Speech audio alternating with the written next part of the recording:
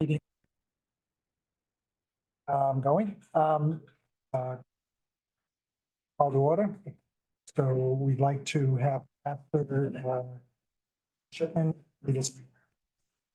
Hey, folks, it's good seeing you. Thank you. I see some new faces. I'm rejoicing in that. So I have a quote for those people who don't have a faith understanding, and then I'll have a prayer, okay? Tom Brokaw, everybody knows Tom, right? You know, greatest generation guy. He said, it's easy to make a buck.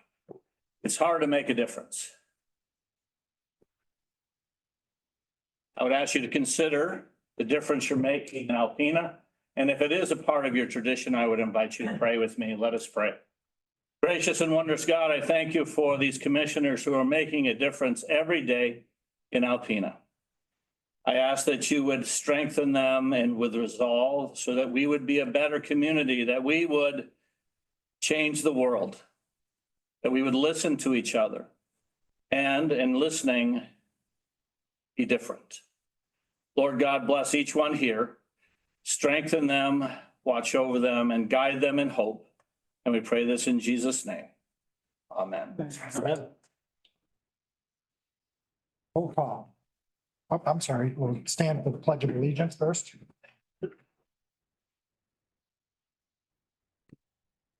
Pledge allegiance to the flag of the United States of America and to the republic for which it stands, one nation, under God, indivisible, with liberty and justice for all. Now we'll do roll call. Commissioner LaHaye, Here. Commissioner Osmer. Here. Commissioner Lalone. Here. Commissioner Peterson. Here. Commissioner Fournier. Here. Commissioner Francisco. Here. Commissioner Konashevsky. Here. Commissioner Kozlowski. Here. First thing is we need a motion to adopt the agenda. Mr. Chair, I'd like to make an addition to the agenda for our conversation. I'd like to ask that when we get to the airport manager's comments, that he provide an update on the snow removal equipment status. Okay, good idea. Is that going to be under number one? So it'll be on the airport manager, I guess. Yeah, there's like several number ones there on the. Yeah, there is. Steve. Okay. Yeah. So we're going to add an update for the airport, to get to the airport manager. Does anybody else have any they would like to add or pull? Nothing? Okay, so looking for a motion. I'll make that motion. Okay, we have a motion by Commissioner Lalonde. Second. And a second by Commissioner Osmer. All those in favor signify by saying aye. Aye. Opposed, same sign. Okay, motion's adopted. We have a public comment at this time. We have each individual will be limited to 3 minutes. So if you would like to have public comment, please come up to the podium and have your opportunity.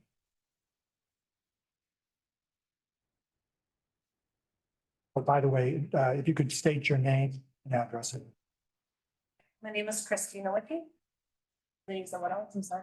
What's that? What else did you say after? Just your name and address. Address 6652 French Road, in Michigan. Okay. Okay. Thanks for your time today. I'm Christina Wicki. I'm a proud hockey mom of 2 grown boys and a 10-year-old girl. Sorry, I'm nervous. I really do this. My husband, myself, and many of our family members have coached hockey, volunteered with practices, or refereed throughout the years. We're a hockey family and we're a hockey community. I'm here today to address the girls' locker room situation in Northern Lights Arena. I'm sorry. Our girls and women hockey players need to have a proper dedicated locker room. They need to have a space to feel safe and comfortable when changing into their sports gear. At the beginning of this season, the girls were told that they were going to have the community room. That'd be their dedicated locker room for the year. One of the parents was nice enough to provide benches to sit on and curtains for privacy when changing. But then the community room was taken away and we're now given a very small office space that is down the hallway between Northern Lights Arena and the Aplex. And when I say small, it's maybe about 10 by 10 space, and we're cramming 12 girls in there from 4 different teams. We're playing teams from out of town. So not only are we crammed into a small space, We're also told that we have to share with opposing teams, so. The current locker room, is just too small. There's inadequate flooring, the carpet has spaces in it, there's concrete the girls step on. It's cold, there's no heat, and most of all, there's no privacy. When the door is opened, anybody in the hallway walking through can see our girls in underwear, sports bras. So I'm here because of lack of privacy. Big concern. Anybody walking by could take a picture of my daughter sitting in the locker room, and I don't like that. Whenever there's a tournament in town, we get the boot and we get stuck in the small office space. And it's not, the boys aren't, they don't have to share a locker room when there's opposing teams. I just don't think girls should have to either. So I'm here today as a young female athlete mother, saying, let's do better. As a community, we have to do better. We need to have that safe and secure spot for our children to change. So I'm proposing the idea of a temporary solution until we can get women's locker rooms built at our hockey rink. But I'm proposing to have like the dedicated female locker room should be where the former ice digger room was, and now it's like the men's locker room for men's league. It's not a perfect solution, but we'd at least be close to public restrooms. Because when the girls have to use the restroom, they have to run through everybody in the lobby to try to go use the bathroom. We're the furthest area away from that. But if we got the men's league room, we'd be closest to public restrooms. When the doors open, we'd have that safe and secure 3 minutes, John. space.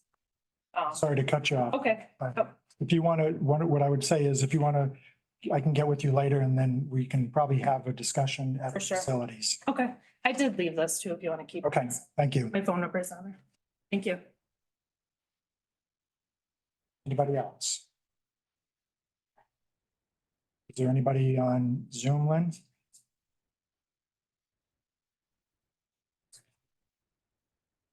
No one is raising their hand. Okay. So we'll close the public comment, public comment at the end if anyone else wanted to speak again. Moving on to the consent calendar. Everyone had an opportunity to review the consent calendar.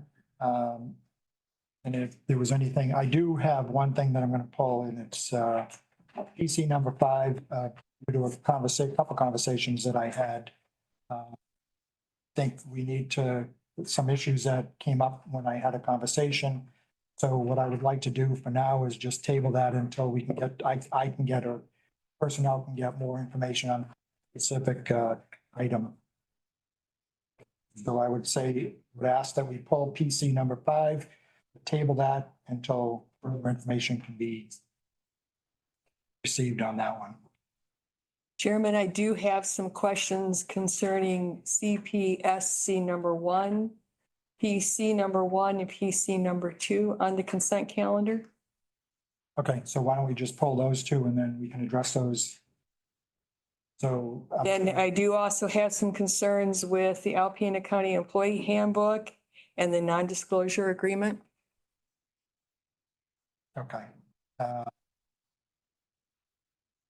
So what were the 2 action items you said you wanted to, There's 3 on the consent calendar. 3? Okay, what were they? CPSC number 1, PC number 1, and PC number 2. Okay, we'll just pull those for discussion and then you said, When my office was reviewing the county employee handbook revisions to come out and the non-disclosure agreement recommendations, there are several discrepancies. The non-disclosure in a couple of places, it refers to California labor law. We're not California. okay, And the same thing with the handbook.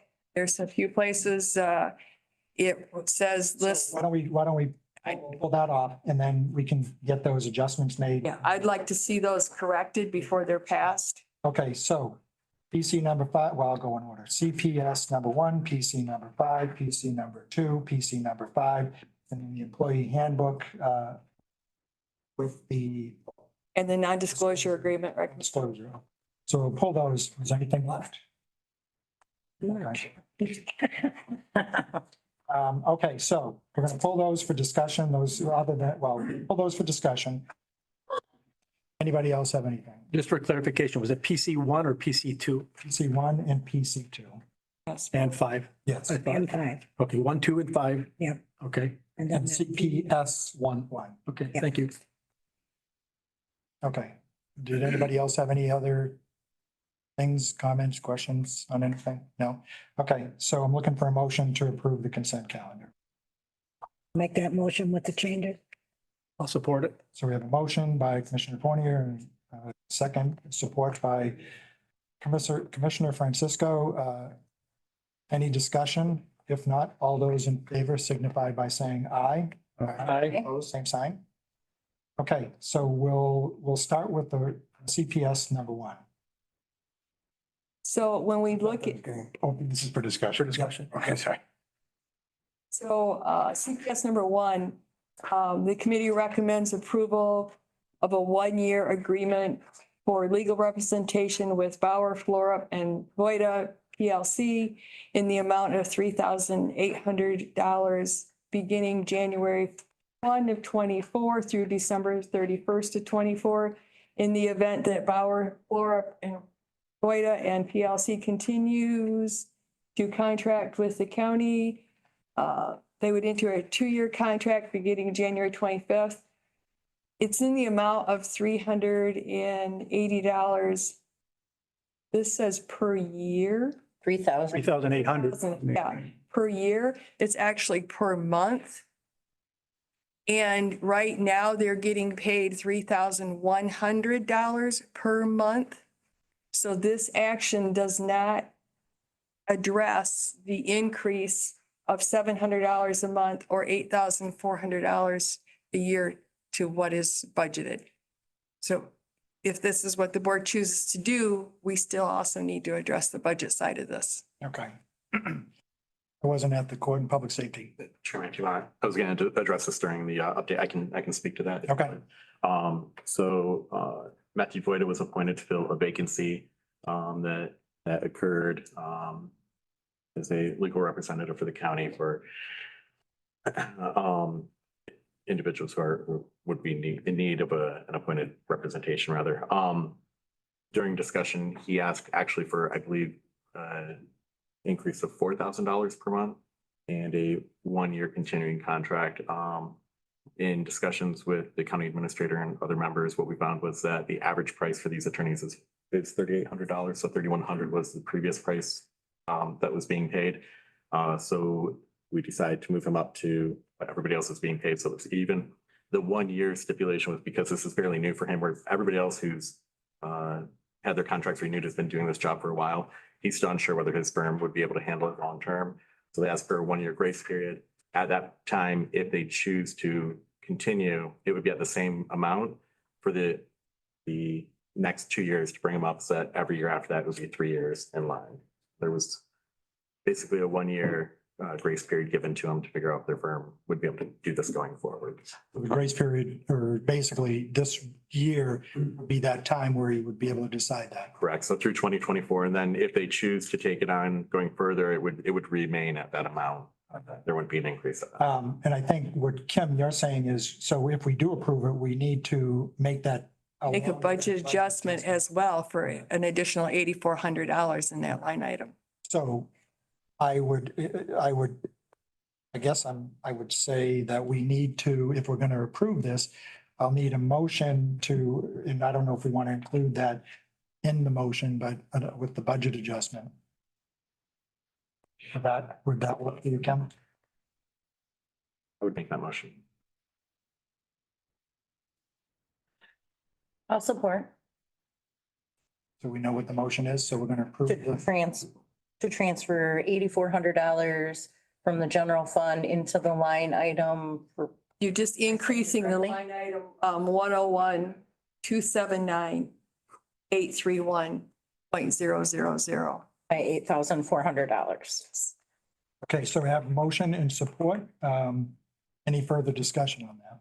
Are these services put out for bid annually? I don't think that, no, well, so I've been on the court in public safety for a number of years and we've struggled, I guess, if you want to say that, we've struggled to try to get people to do this. We've actually, and I think the last time we did, we looked for Denise Burke was the last one to fill the vacancy.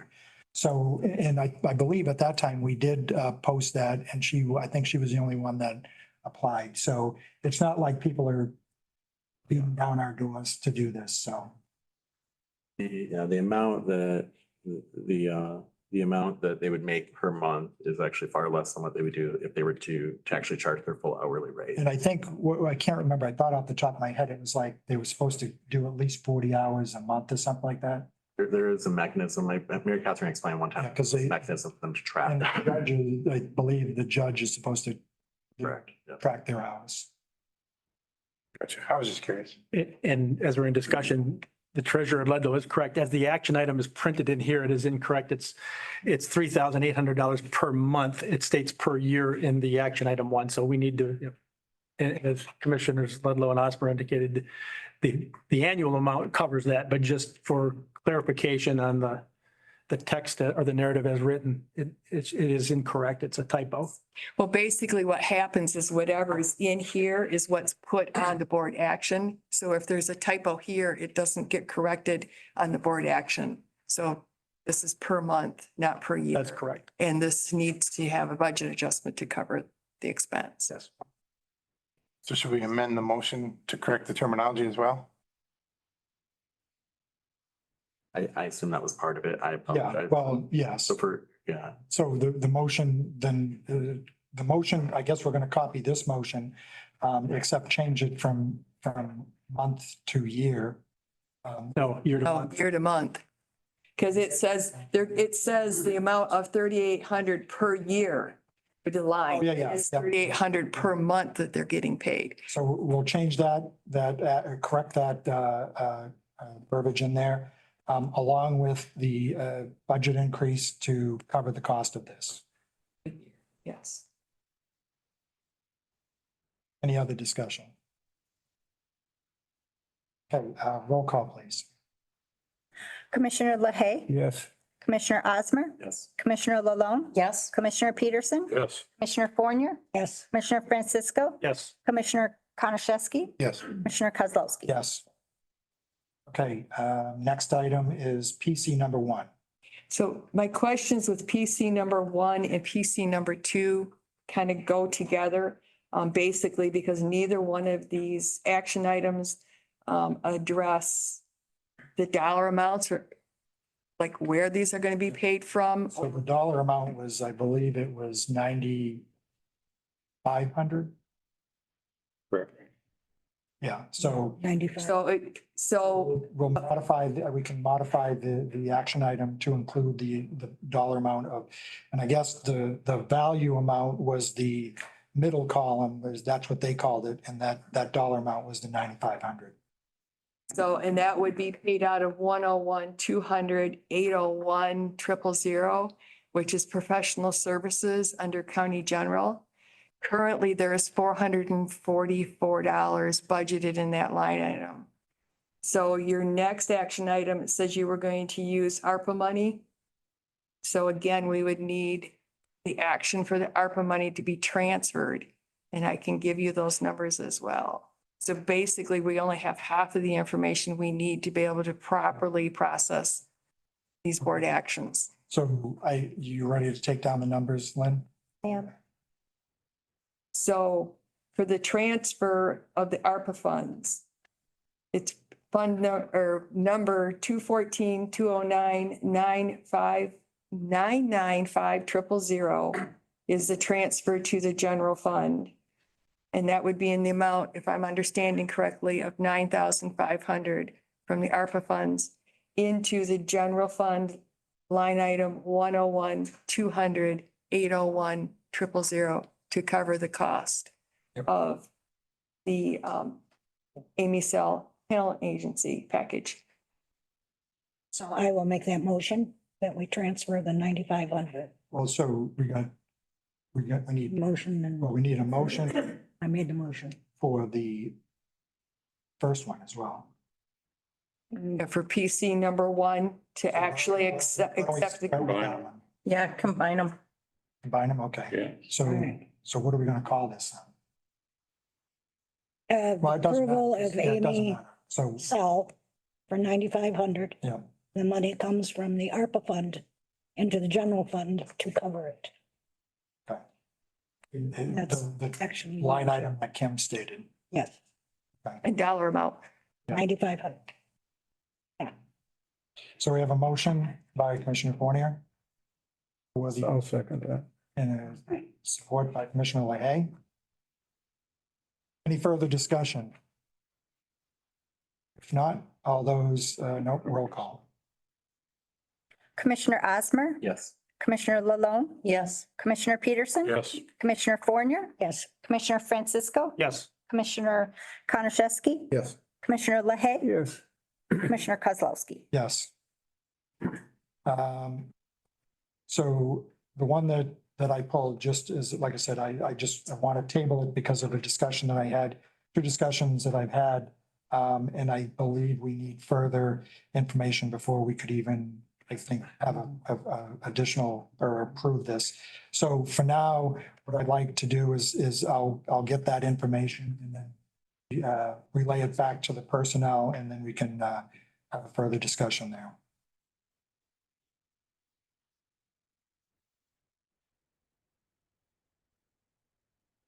That was, so then, if everyone, so do we need to make a motion to table? Yeah, I think so. yeah. Okay, I'll make that motion to table number PC 5. I'll second that motion. so we have a motion by Commissioner Fournier, supported by Commissioner Lalonde, to table this. Any discussion? If not, all those in favor signify by saying aye. Aye. Opposed, same sign. Okay, tabled. Okay, I'll make that motion on PC 5, that be sent to the personnel for further discussion. Okay, we have a motion to be sent back to personnel for further discussion. I'll support. We have support by Commissioner Lalonde. Any discussion? All those in favor signify by saying aye. Aye. Opposed, same sign. Passed. Okay, and then the items you said for the employee handbook. So there was still some typos left on it? Several. Okay. What I would recommend is if you could get those, because I don't think we need to discuss those here. Just send those back over to Jennifer with the corrections, and then we can move forward with that. Now, with the second part of that, which was the non-disclosure, was it the same thing? Yep. Okay, so basically those two items, we'll just send back over to Jennifer for corrections, and then we can get those presented at the next meeting. Thank you. Okay. So we discussed all those items. So the next item that we have is Carrie. What, did someone say something? Nope. We do? No, we didn't need that. Recommends approval of moving IT director to part-time. No, that was on the consent calendar. We approved the consent calendar. Okay, so the next item is payment of the bills by Carrie Bertrand. Any questions? No. They were pretty straightforward. Okay, no questions. I'll have a roll call on that one. Have a motion for it? Oh, yep. I'll make a motion to pay the bills as submitted. Cut straight to the roll call. Support. Somebody can support. We have support by, or we have a motion by Commissioner Malone and support by Commissioner, Francisco. Commissioner Lalone, Yes. Commissioner Peterson, Yes. Commissioner Fournier, Yes, Commissioner Francisco, Yes. Commissioner Konashevsky, yes. Commissioner LaHaye, Yes. Commissioner Osmer, Commissioner Kozlowski. Yes. Okay, next item is the airport manager, Steve Smigelski.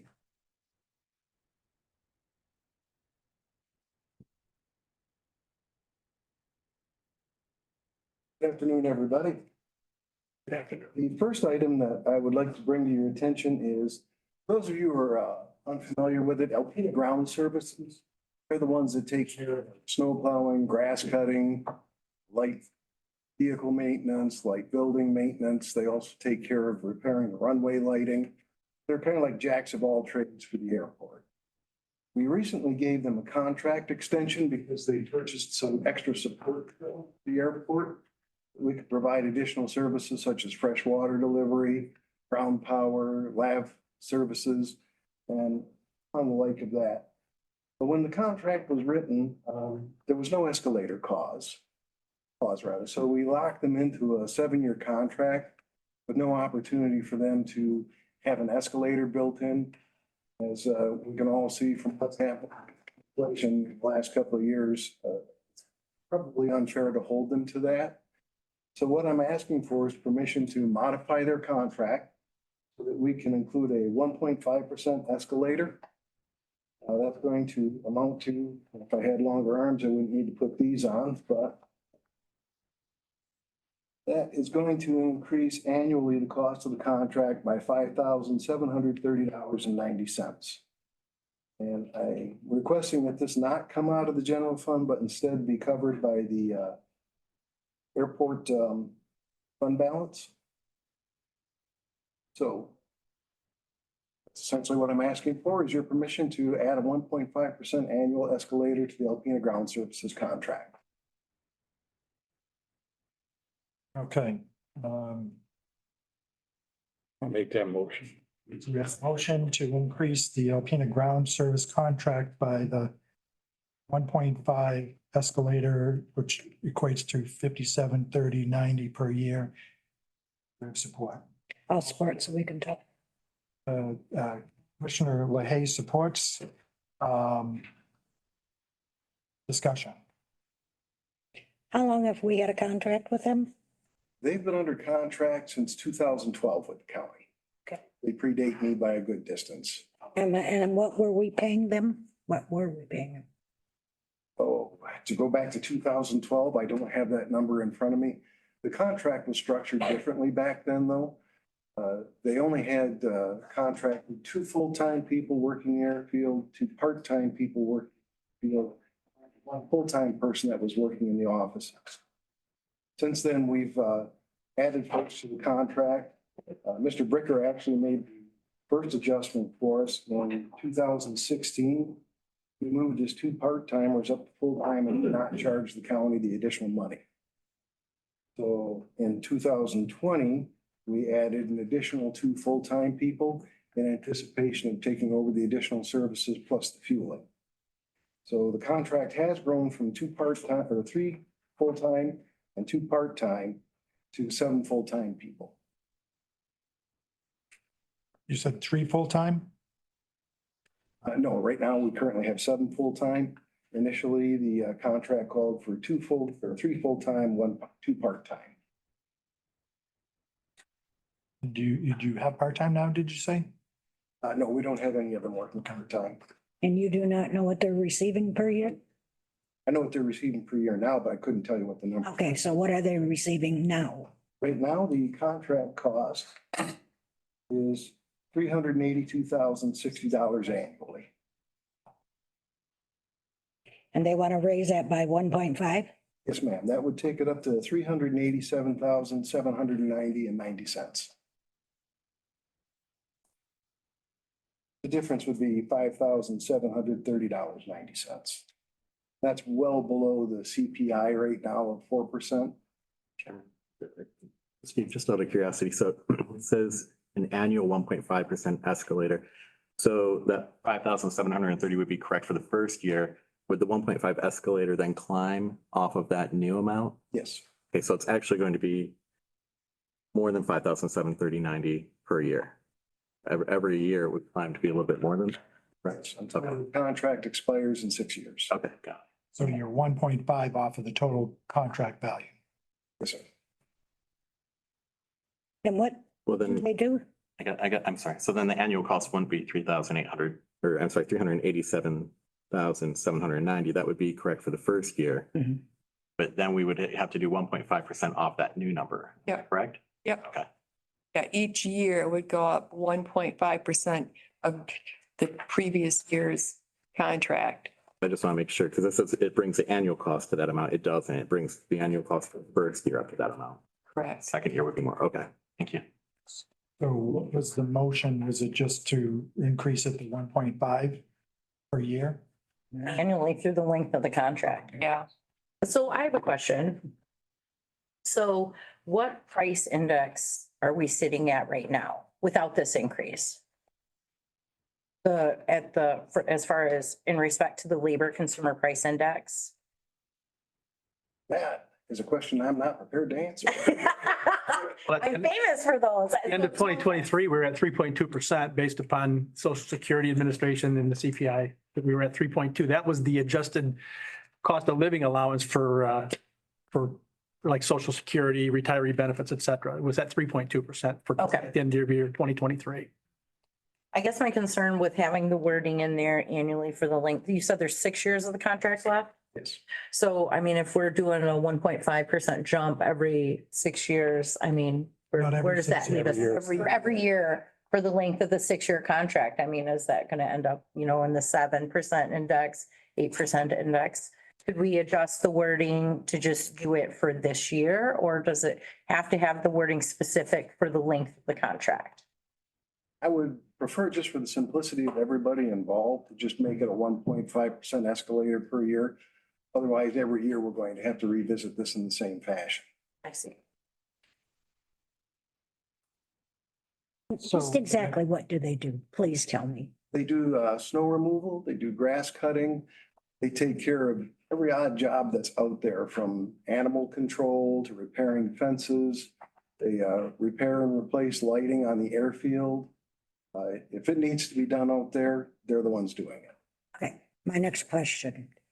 If they do snow removal, why are we having all these problems? Why do we shut down the airport? Because we can't remove the snow. That's the next item on the agenda, I think. Yeah. Okay, Add but to being it. they're doing it, I had to ask. What? I can address that very easily.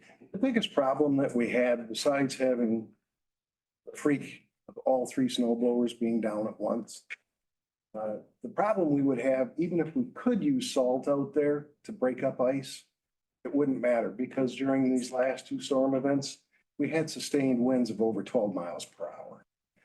So what happens, and the gusts were well above. So as the truck goes and they're spreading the material, that sustained wind just grabs it and blows it right off the end of the runway. So it couldn't sit on the surface long enough, even those few seconds, for it to adhere to the ice. I'll make a correction. It doesn't blow it off the end of the run, it's the side of the run. Well, it depends if the truck turned. But yeah, we would have had the same problem. We can't use salt, of course, because the FAA bans the salt, bans use of salt on those surfaces, simply because of the damage that it would do to the aircraft's landing gears. So that's why basically, if we can't peel it up, belly blades, and we spread sand on it, to try to improve the friction of it. As a last ditch measure, what we would do is we would use chemical deicer and spread chemical deicer. Again, we were in the same problem with sustained winds and gusts, because it wouldn't allow the material to sit long enough to work on the ice. So what we were attempting to do was trying to peel it up with the belly blades. If anybody is familiar with a Zamboni, the more you run a Zamboni on ice, the slicker and shinier it gets. We were having the same problem with the belly blades, because you can only go to a sustained down pressure of between 300 and 350 pounds of down pressure. If you start exceeding that and you do punch through the ice, you're going to start peeling up runway surface. So there's a top end and a bottom end of the pressure that you can use. Well, I guess I could ask you several questions on this, but You can ask them at the next, unless they're related to the Mr. contract. yeah, Francisco said that we have it on the next, so I'm going to leave it at that. Thank you. The only question that I had when I read through this at first, was why are you bringing this to us as opposed to the contractor? The contractor had made the request to me. I figured that it would probably be just as well, either way, if he presented it or if I presented it. Mr. Bricker is in Pellston.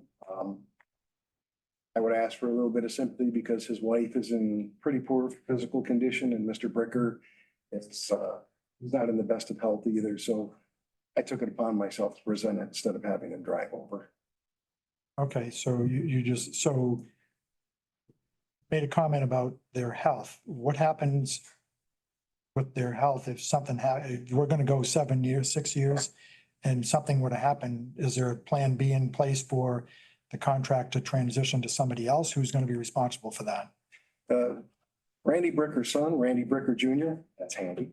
He's the next one in line to take over. Okay, so Takes care there, of the day-to-day operations for him. And Randy Senior is one who takes care of the overarching business. okay, I did run the numbers just for perspective's sake. So for the first year, it would go up by the $5,816. I'm gonna leave the change off, by the way, just because it makes it simpler, which would put it at the 387,790. And then year 6, it would be sitting at 417,758 with an increase of 6,173. So like this first year, the increase would be $5,816.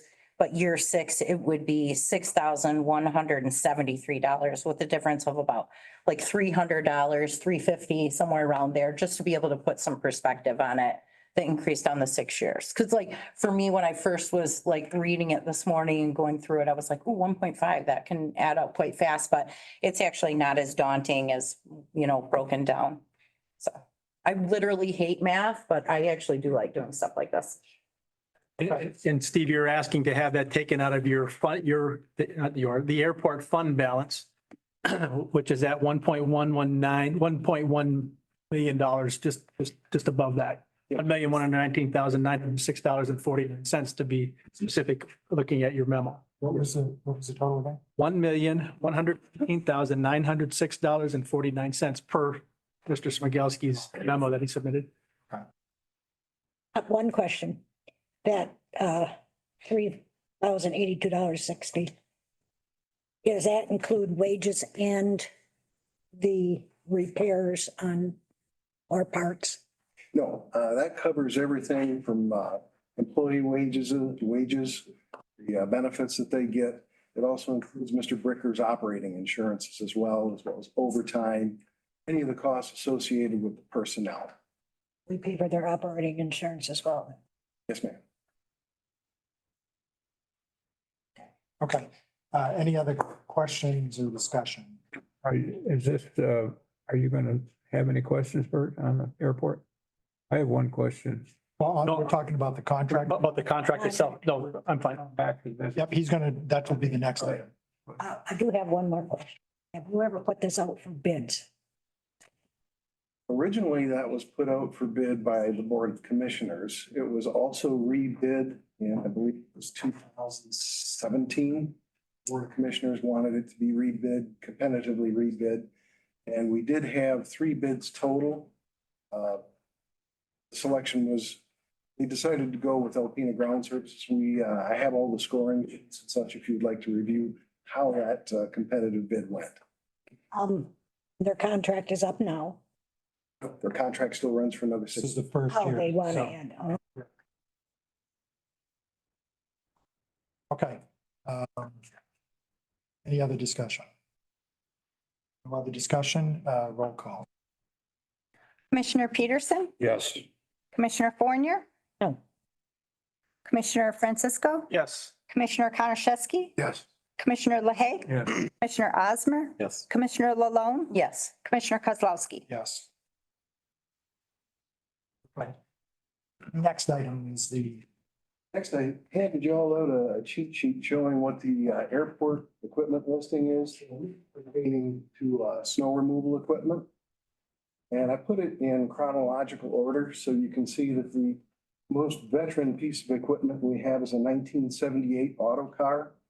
The only reason that vehicle is still in service is because it has one of the best sand spreaders on the airfield. When we get the snow plows, well, we attempted to have 2 snow plows replaced last year, 2023. Fortunately, there was still so much work out there and nobody bid on the contract. So in order to stay up with our airport improvement plan, which is approved by the FAA, This year here, we're rebidding the two snow plows. In addition, we're bidding for a new runway blower, which was part of the 5-year plan anyway. It's just being highlighted by the events of the last 2 weeks.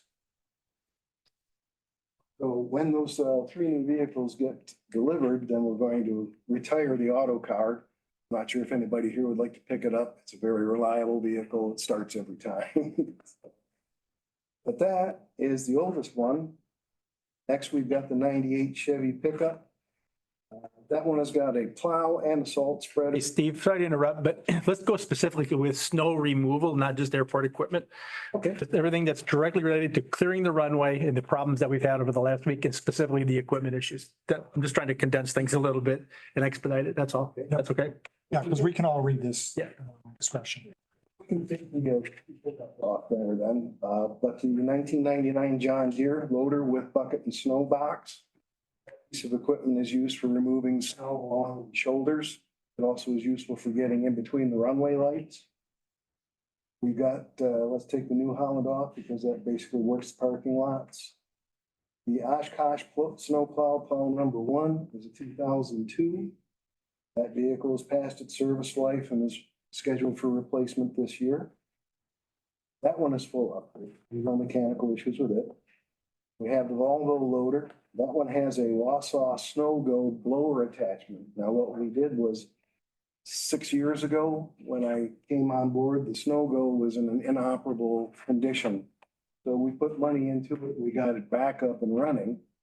At the time, I was told that it was only good for throwing snow about 50 feet, basically for clearing parking lots and dumping it into the back of a dump truck. After all the plows went down, we brought the Snow Go back inside and it fired right up. Besides, despite being left outside for 4 years, it fired right up. That thing has, it'll throw snow 200 to 300 feet. So we have been using that primarily when the CRTC isn't out with their snow blower. We've been using the Snow Go to take care of our end of it, and it's working very well. Next is the Oshkosh plow truck. That's plow 2. That one has a material and chemical spreader on it as well as the plows. That one is also past its serviceable life and scheduled for replacement in 24. Currently, the chemical spreader is inoperative. Of course, the first time you need something, we've run the thing up 4 or 5 times before the winter hit. As soon as you put a load on it, snap, something breaks. So now that the guys have got a chance to catch their breath from snow removal, they're going to tear that apart and get the chemical spreader running. The Oshkosh blower is a 2008. That's also past its serviceable life. We're awaiting a technician from McQueen Emergency in Aurora, Illinois to come up.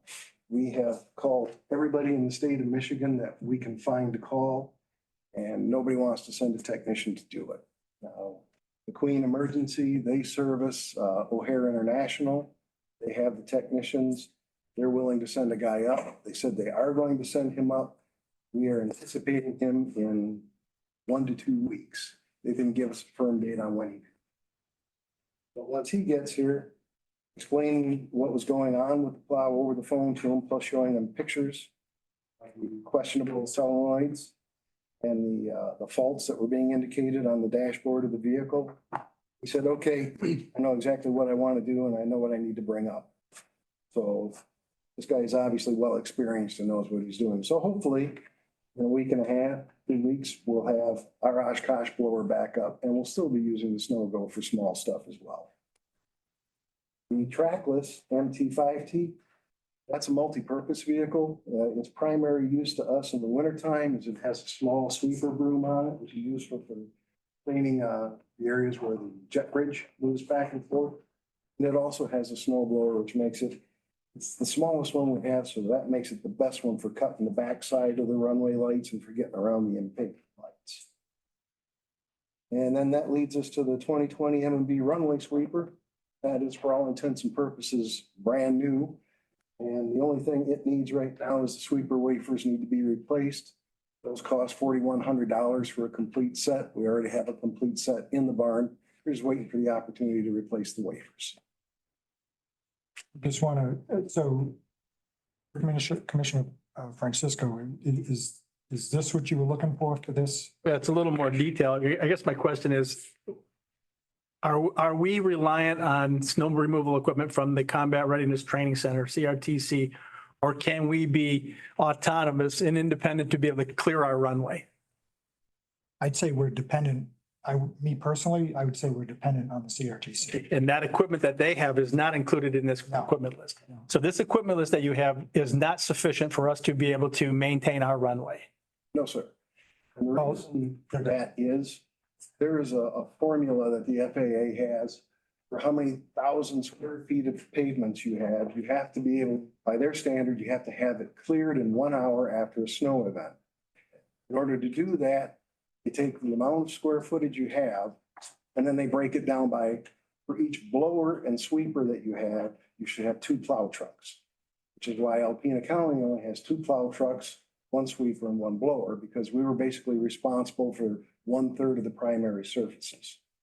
CRTC in years past always took on the primary surfaces such as runway 119, taxiways Alpha, Charlie, Echo, and Golf, which completes the big loop around.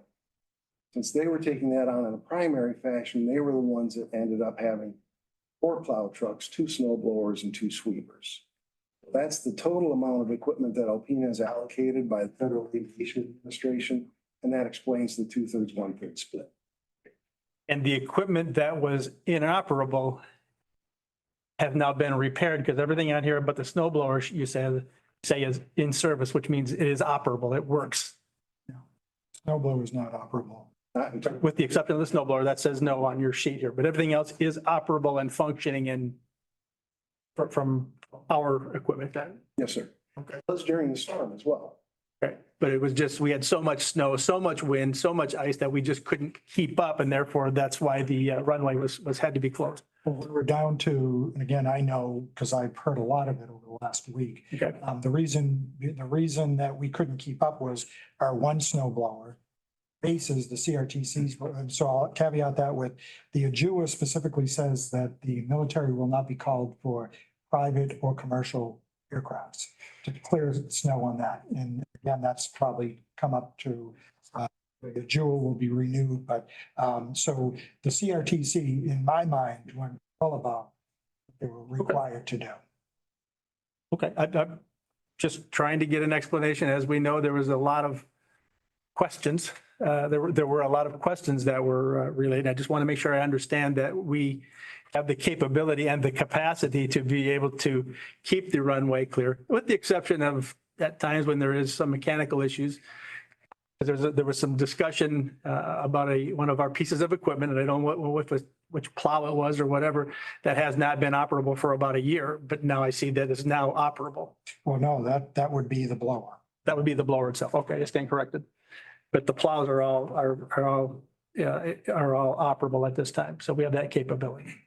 But because of the winds and the weather, or the winds, the weather, et cetera, we were not able to keep our runway open satisfactory for SkyWest or for the aviation facility, not the facility, but the aviation SkyWest for them to be able to land. So we had to close the airport. I would like to bring it up because credit due is credit due.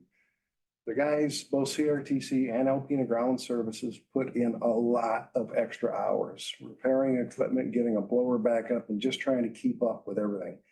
I had men that had put in 14 hours shifts. One guy hadn't been home but twice since Wednesday. That's how dedicated they were to trying to get it reopened. Friday at noon, we got the runway reopened. It was sufficient for an airliner to land. We were hoping that a rescue flight could have been generated to get all the stranded passengers up to Alpena. Problem was the surface winds kept building until it passed 25 knots, and at 25 knots, SkyWest Safety says no landing in crosswinds at 25 knots. So even though we were open, again, the wind cursed us and we couldn't get an airline. And I'll add to that too, because of, again, the conversations that I've had, that one piece of equipment, when you look at those blowers, Travis, that's a huge blower. They literally switched the blower head off of the damaged snow blower from the CRTC and put it on the operable snow blower just to be able to get the one that was damaged was a capable snow blower to run. But that, I mean, what they did, like I said, people don't know all the stuff behind the scenes. Yeah. So, And I appreciate just your quick synopsis of, and certainly appreciate the efforts of the crews that were out there, both the military side and the civilian side, for getting the equipment up and operating, and all the dedicated hours they put in. Thanks. Steve, I do too. Go ahead. Commissioner Lahey. Commissioner LaHaye, go for it. I see that you have two plow trucks and a blower scheduled for 2024, purchase 2024. So Are they ordered and is the money available to pay for them? we are going to be, the package is all set to go. RSNH, which is our engineering firm, they already have the packages from the two plows from last year. We're going to put those two bids back out on the street. We need to have a new proposal, a request for proposal for the blower. We're going to release all three of those pieces of equipment at once, because the more equipment, Oshkosh, Wausau, whoever's building it, three pieces is a lot more tempting than one piece at a time. So, Are you going to be able to get them in time for next fall? well, these pieces of equipment are all, they're basically custom built. They don't build them until you put in a purchase order. So it takes about, we ordered the sweeper took 10 months to be delivered. So I'm anticipating probably a 10, let's look at it really ugly and say 14 months. They won't be here obviously this year, and worst case scenario, they would be here for spring of next year. So we'll get the old equipment to soldier on for one more winter and a half, and then when the new stuff comes in, we'll have all brand new equipment to work. Commissioner Long. Hi, Steve. A quick question. I actually had a couple and you answered them as you spoke, which was very nice. I was curious what the wind speed limit was. So the 2002 Oshkosh plow truck, that's past its service life that we're replacing. What are we doing with that? Are you trading it in or? Plow one, which is, yeah, that's the Oshkosh you're speaking of. We can't trade them in. What we can do is we could try to sell them. According to the FAA acquisition rules, the only money that we could keep was the money that the county put in for matching funds. That we can keep. Any other funds that get generated, sale of it, have to go back to the FAA. As you know, the federal government is pretty good at putting money out, not so good at taking it back. So it was recommended that if there was an airport nearby, such as like what we did with the old runway sweeper, when we donated that to Oscoda, they loved that because it was passing the equipment from primary airport to a non-primary airport. Okay. I have a question. So with the blower, and then no, is there opportunity for us to keep that or do we have to get rid of it? We're going to keep it.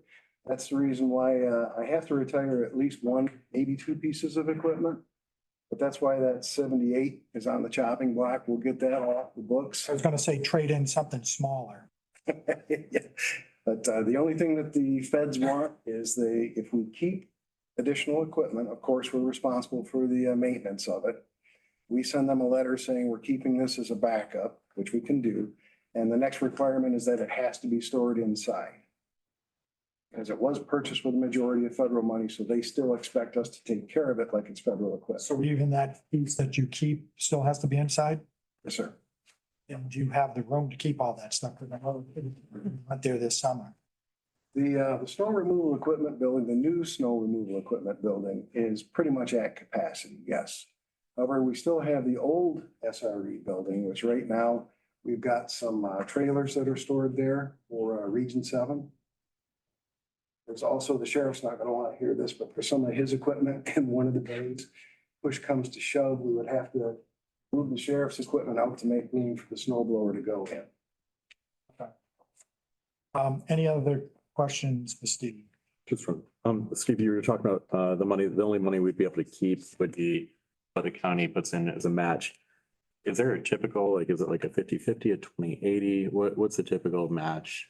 Because Do they vary? Alpena is a disadvantaged county economically, normally you have to match 5%. Okay. So the feds put up 95%, the State would then put in another 2.5%, and we can build a final 2.5%.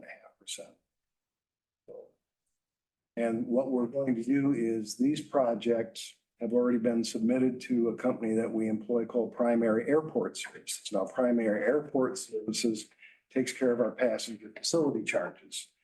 Just a quick note on that. Every time a passenger gets on the plane in Alpena, the airline is responsible for paying us $4.37 per person. So those are called PFC funds. PFC funds can be used again for AIP projects, airport improvement projects. So with these vehicles being submitted to Primary Airport Services, they are going to put them on our next PFC application, which will be number 6, which means we can collect the PFC charges to offset the cost of this equipment. Now, county is going to have to front the 2.5%, but when we get the reimbursement back from the feds, then anything we paid to purchase the new equipment gets reimbursed back to the county. Okay. If no one else has any other questions, I'll just have 2 comments. I think 2 comments. One is, I had talked to Jennifer, like we just recently closed the county courthouse down. We put out a press release. So I talked to, because one of the, I also read some of the comments. One of the comments that I read was, why wasn't this put out there? And so I did discuss with Jennifer that moving forward, she'll work with you to get something posted on at least our website or a press release or whatever to notify the public that the airport's closed. I think that was it. No other questions? We'll move on to the next item. Thank you. Thank you, Steve. Thanks, Steve. Tony, you're up. Going to be able to keep up with Steve? Yes, let's start. Good afternoon. The Alpena County Youth and Recreation Committee recommends that we get approval from the commissioners to change Article 5 Executive Committee from currently it says chairperson, vice chair, secretary, and 2 other members of the committee to chairman, vice chair, secretary, and 1 member of the committee. That's just for efficiency.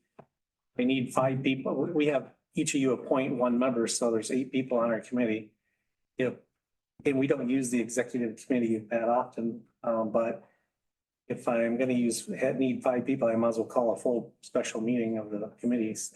So 3 people would just be much more efficient. And so we wanted to make that recommendation. These were all set like in 2009, just after the millage was approved the first time. And so this is just a tweak we're asking you for.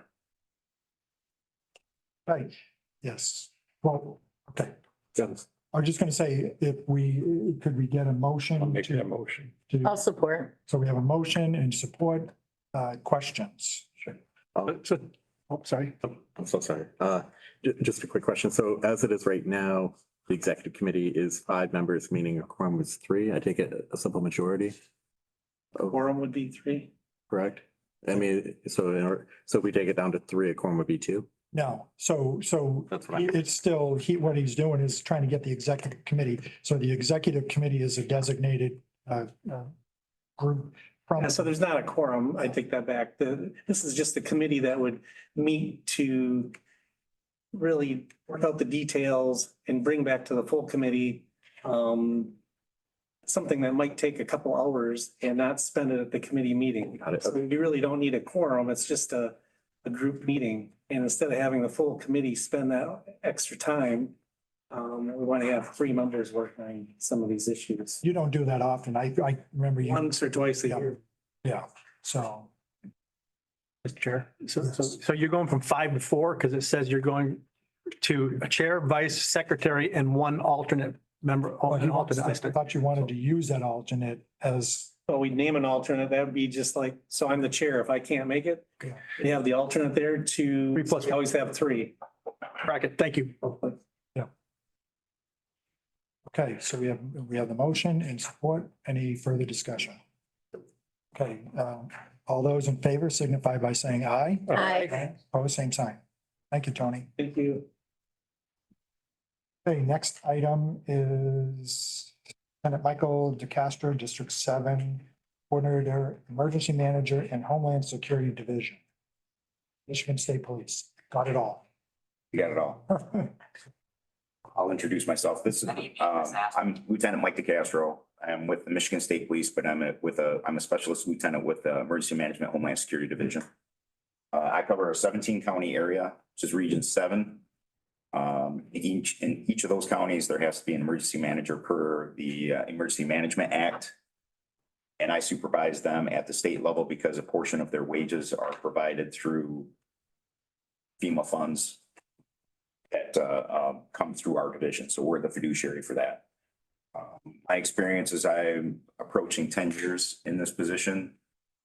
Typically, I am involved in about 2 disasters a year, have been, and 10 plus federal disaster declarations. Even though I work in Division 7, I'm deployed statewide depending on the type of disaster. So like the Midland and Gladwin dam failures would be an example. Flint water crisis would be another example that I worked on too as well. Taylor tornadoes was one that's within the district that we had. Typically this class I teach can run 2 to 3 hours, so it's very condensed. So what I covered here today, as far as what an emergency manager does and what we do at the state level, probably won't cover 1/10 of what they actually do. I know right now, the emergency manager here in Alpena is halftime for 20-hour. Out of the 17 counties, when I first started, I believe about 5 counties had full-time emergency managers. Now it's kind of the reverse, where out of the 17 counties, almost all of them are full-time now. And I have about 5 that are at part-time or dual role mode.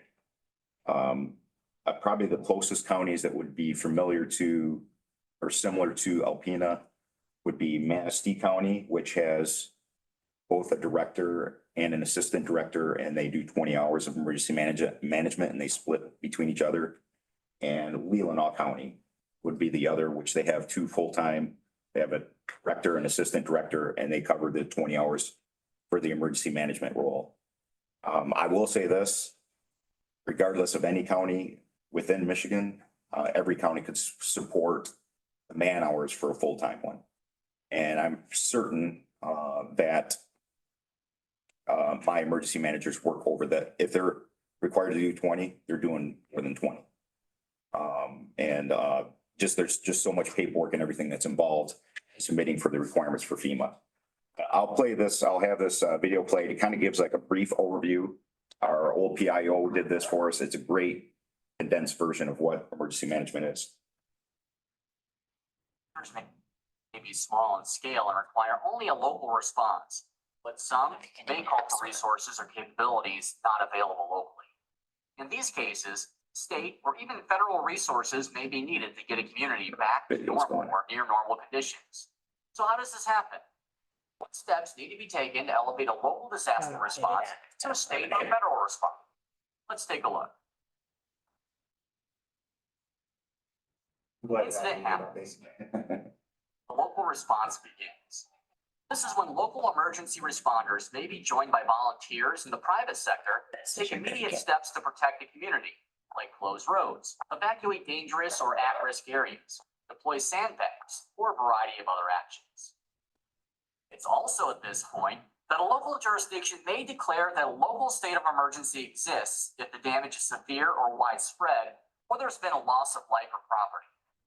A local declaration ensures the response and recovery aspects of the emergency operations plan have been activated, and local resources are being utilized to the fullest extent.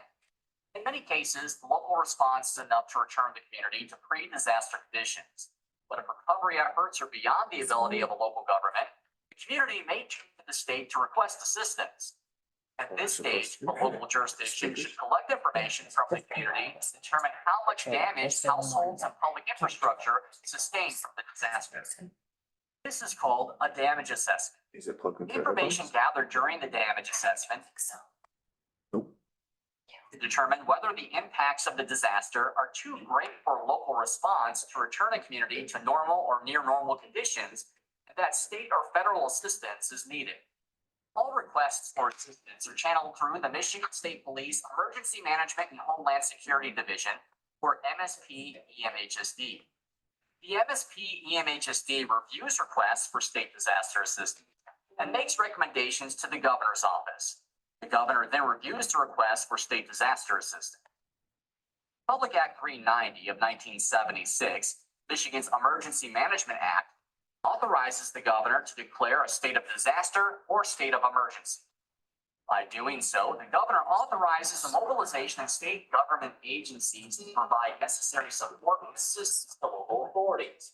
The support is provided in the form of supplies, equipment, personnel, in some cases, financial assistance for response-associated costs. This financial assistance is provided through the Disaster and Emergency Contingency Fund, or DSEP, established in Michigan's Emergency Management Act. The funding is fully available for local government response costs.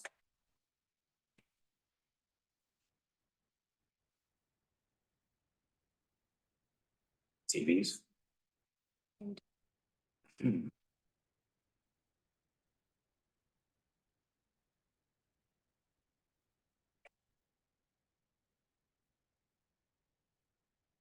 Evidence that its emergency operations Make sure plan that's was on. implemented in a It is, timely manner it at the is. beginning of the disaster or emergency, and conduct a damage assessment and provide the MSP EMHSD damage estimates. Said funding is only awarded if there's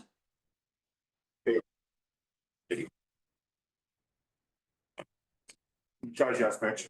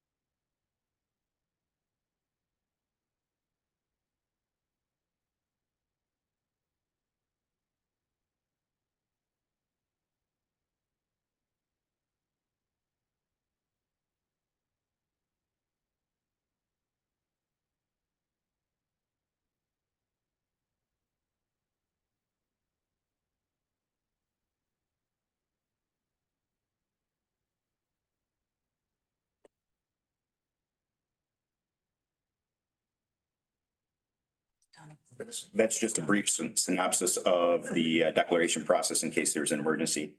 And the local emergency manager is responsible for the start of that at the local level. So there'll be a local declaration. I know it kind of went through it very fast.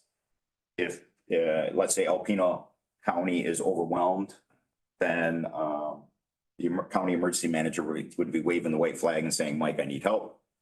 We'd request assistance through, I guess would be my boss, which would be the governor for the state declaration. And then if it goes beyond the state's resources, then we have to request through the presidential declaration. We did get state federal declarations through like the Midland Gladwin Dam failures because of the mass destruction for those incidents. We've had some tornado did not get a federal, but it did get a state. And if you can continue on to like the Flint water crisis, obviously that was a federal declaration as well. But many of the responsibilities of the emergency managers to upkeep local plans, local county plans, emergency operation plans. If they do not keep up with them, and it's usually a revolving document, so it's evolving all the time. They're not eligible for Section 19 money, which is the state monies that can be reimbursable to county governments or local governments. And then they're also responsible for maintaining or keeping the hazard mitigation plan, which is usually revolving. I think has it been passed already? We've got, ours was approved by FEMA in January of 22. Okay, so it's a 5-year cycle. And usually it takes a year to prepare and send it on to FEMA. So at year 4, the process starts all over and you put any changes that are out there. They also work with all local governments, even private partners, stores, they try to prepare for any kind of disaster that could happen. And then the unknowns that are out there. And then you're trying to prepare not only like schools for active shooters, you're also, and these are just examples, you're preparing your responders, whether it be EMS or police, and try to bring training into the area. They also review all the emergency plans for the schools, especially if they are requesting money from the state for the School Safety Act. Typically, the emergency manager would be signing that emergency plan for that. So there is a lot of planning, a lot of preparation. There's also pushing out information to the public. And sometimes, a lot of times they're doing a lot of public information work that they're not really supposed to be doing, but they will do that. And they have to submit quarterly paperwork to myself and my division. On top of that, they have to submit yearly. That's just giving their overview of their work that they do. Like I said, there is so much, and usually I have a PowerPoint that I go through step by step what they do.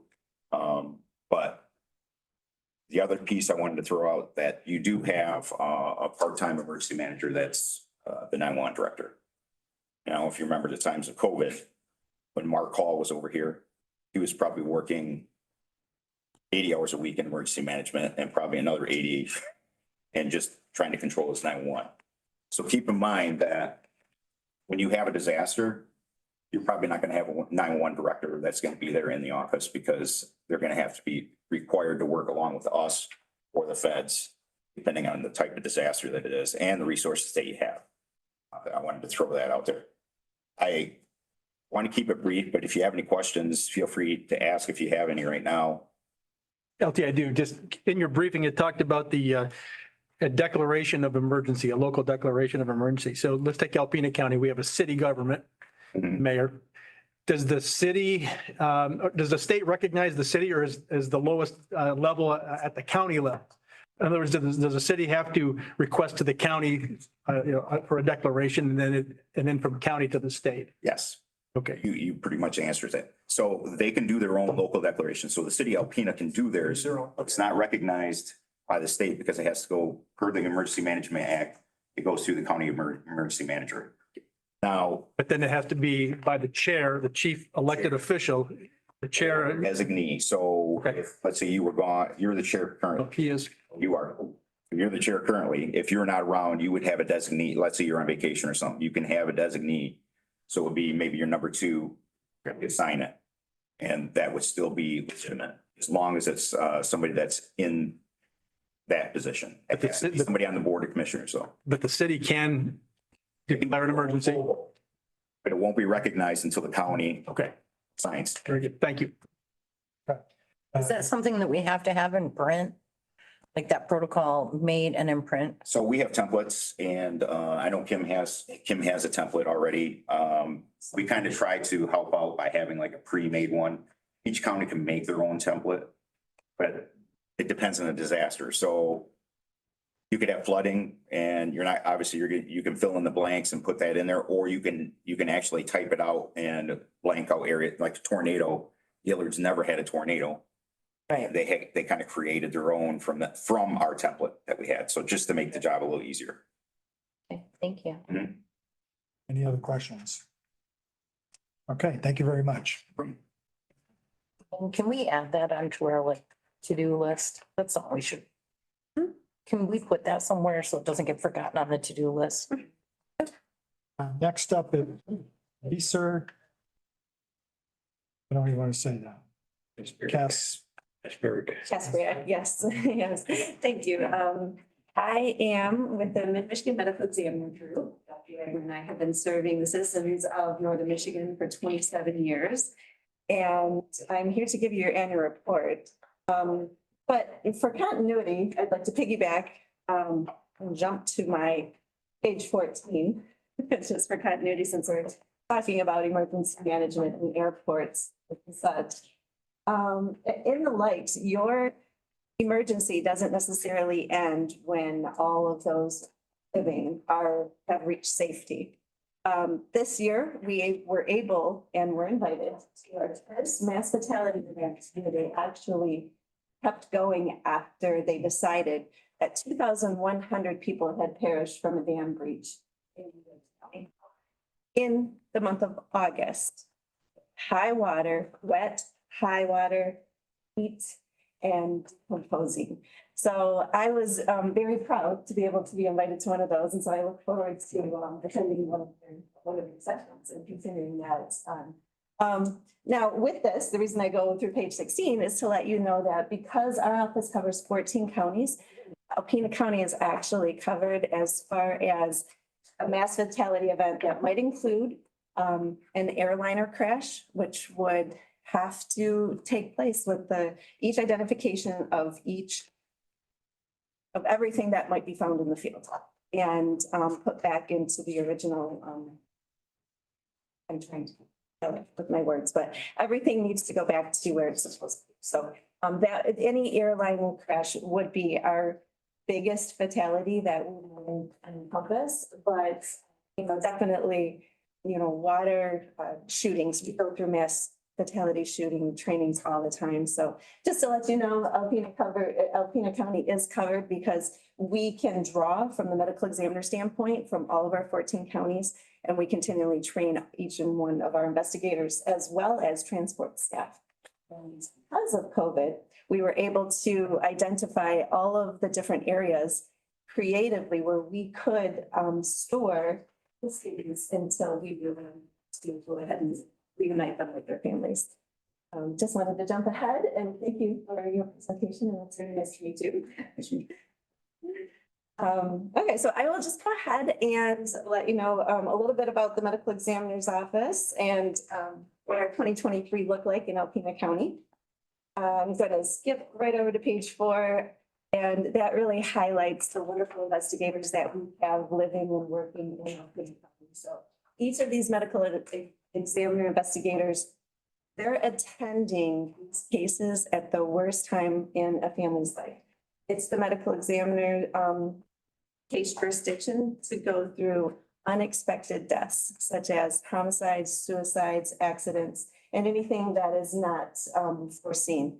That's the hardest on, each individual family member. And we're very thankful for each one of these people listed here and how they live and serve the citizens of Alpena County. So we continually train them up toward the national standards of investigation. So I attend a couple of national conferences to make sure that I'm bringing back to Alpena County all of the latest and greatest ways to stay within the standards of death investigation.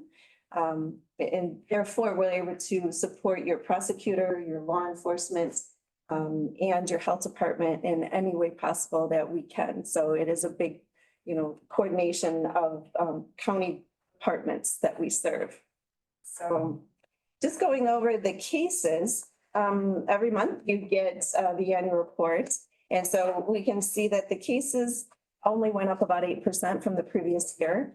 That was good. Unfortunately, every bit of that 8% fell within the accidental category. So that is a little bit higher than normal, but most of the other categories remain consistent.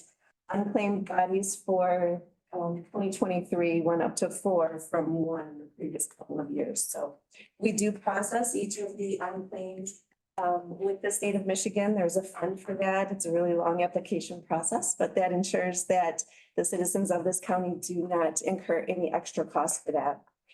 And in the like, we put all of the demographic information on a national website. And that attempts people so that people can identify their missing person or somebody they're estranged with, a loved one, and they can find out where they are. So we put that on a national website so that there can be that reunification if they're, seeking somebody who's lost or they haven't been in contact with for a while.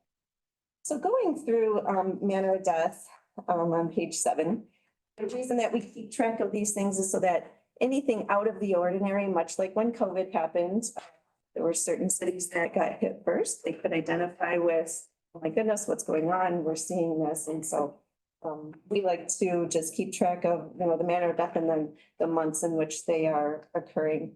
The same thing with the manner of deaths by age. We want to make sure that our youth or elderly and everybody in between aren't experiencing a certain category beyond what is normal for their age rate. Natural deaths, we do find that unexpected natural deaths mostly occur within that cardiac cause of death. Moving on to those accidents, the number one reason for accidental deaths in Alpena County is falls and second to overdoses. So we have seen an increase, of course, in overdoses across all of our 14 counties. We now have a 0.5 FTE person on our staff that keeps track of all of the data that has come through our office on a regular basis for requests on overdoses. So unfortunately, this is where we are. When we started 27 years ago, that wasn't quite as much in the spotlight. Accidental deaths by transportation type, 75% auto vehicles and rest motorcycle.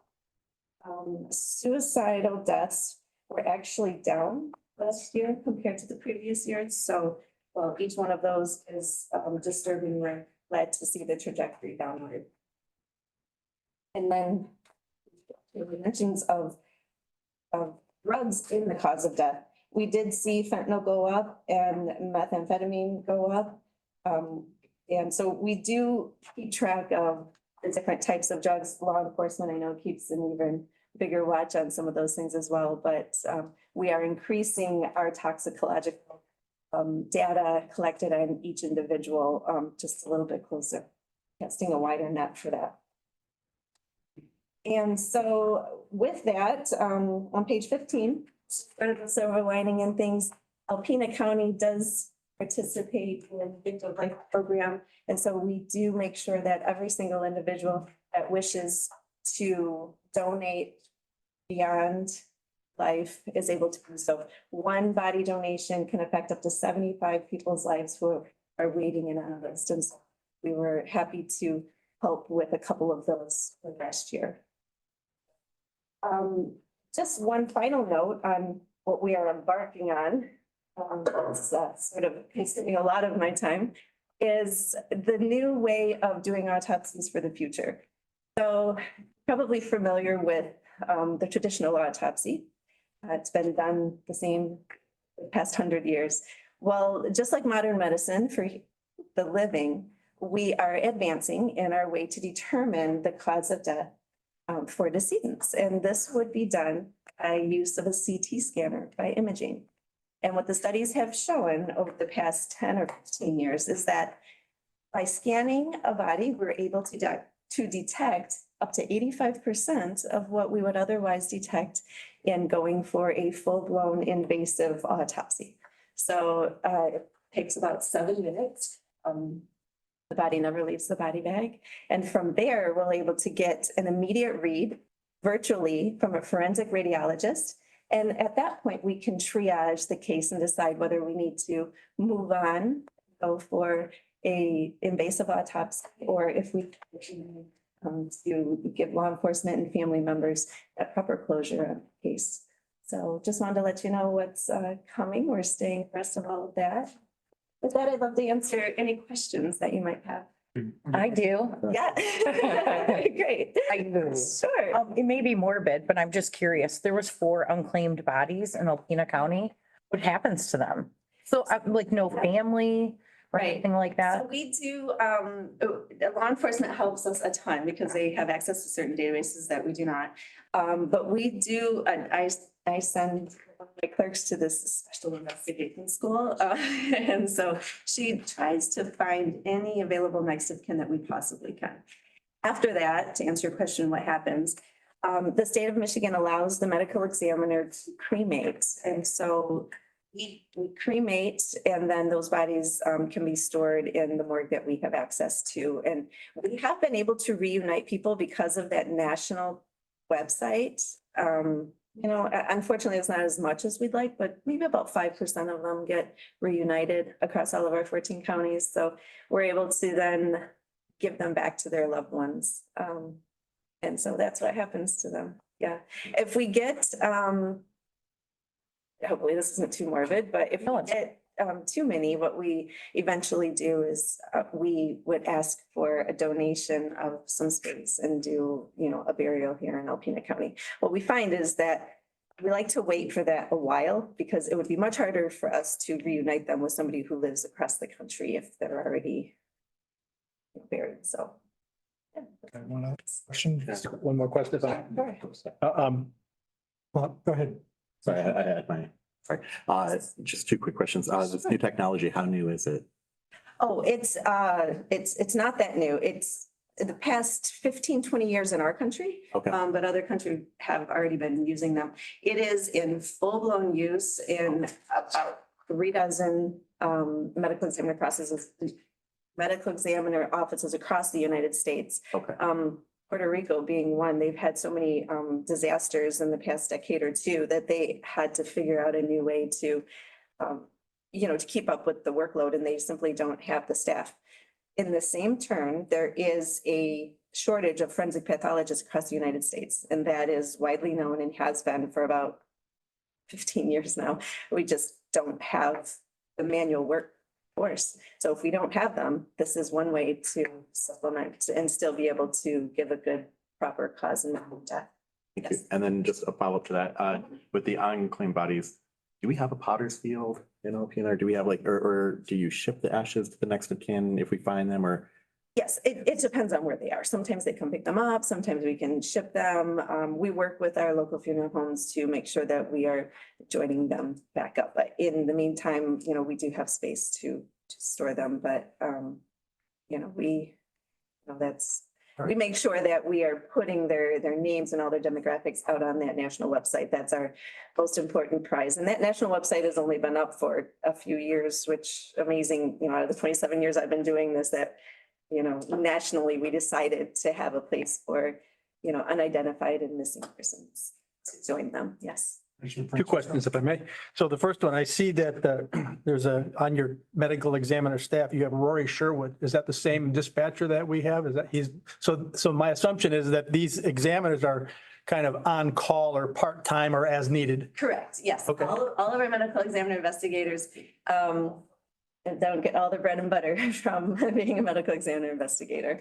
And so, yes, that is true. There is most of the time, law enforcement and the medical field will cross over into our medical legal death investigation. And we find that those are some of the best people that we have working because they either have the criminal eye already or the medical eye already, and we train them on the system. They're there. So yes, we're very lucky to have each one of these people. Great. Okay. And my next, more of a comment or a question. So use of the CT scan, if there is any kind of suspicious any assumption or whatever to a body, do you just fall back to the traditional? Absolutely. But if for just your plain right, yes, death where there's nothing suspicious, you could use this. And I mean, 7 minutes, that's got to be at a significant efficiency of time. it is. Yeah, that's great. We'd love to. It's my dream to get one in Alpena County directly. What's the holdup? Well, I'm jumping through all of the hoops. County right now, who already has a space. However, if I can plant a little bug in your ear, I did get 100% of the grant for the machinery from the Michigan Department of Health and Human Services for that machine. And there's more money to be had. I have to successfully get this up, and what I need on the back burner from the board would be to always keep in mind a place for me. I need about an 8x10 room. And then the second is to don't spend all of your opioid money right away. And I'm in the process of making sure that I use this. So you would have a specific CT machine just for autopsies? Just for Alpena County, and then we could also use this and invite other local counties to come and pay a facility fee. This is in my plan to Alpena County, because you have to keep the lights on. And you have the space and you have to keep it plowed. But we're not talking about, an everyday use, thankfully. But yes, this would be, we could, when you have, let's see, we had 120 decedents last year that weren't expected to pass. We can't autopsy all of them, but sometimes family members would like a little bit more information. And this way we're able to, give them a little bit more information at a fraction. And, I personally speak to the family members on the phone, and I can tell you that it doesn't hurt any less, depending on the age of the person, or, it hurts no less when you have an unexpected death in your family. And each one of these 120 people from Alpena County have people who are hurting and want answers. And I would love to be able to autopsy everybody, but that's just not, What type of space, you mentioned you were looking for a space, what type of about an space? 8x10 Well, I room. mean, Oh. you're not gonna do it on the second floor. No. and it's- She has to have lead lined walls. It has to be regulatory. She Right, has to so have. that, yep, so lead wells, certain electricity, but in that regard, we like it to have an access door that either has like a port or something. You're not coming in the main entrance along with everybody else. Right, a back door would be really nice, and, something that is out of the view of most people and definitely out of, media and stuff like that, so. Anyways, just keep that in mind, like, don't build any new buildings without asking me if I would like an 8x10. Anyway, but I'm gonna get this up and running successfully, jump through all of the hoops, and then hopefully be able to bring this to Alpena County in the next couple of years. Okay, thank you. Anyways, any more questions? Great presentation. Thank you. Thank you. Thank you for your time. Okay, next up is Lenny Barkett, Alpena Economic Development Coordinator. That was an awesome presentation. I feel like I should be humming the Who and have sunglasses.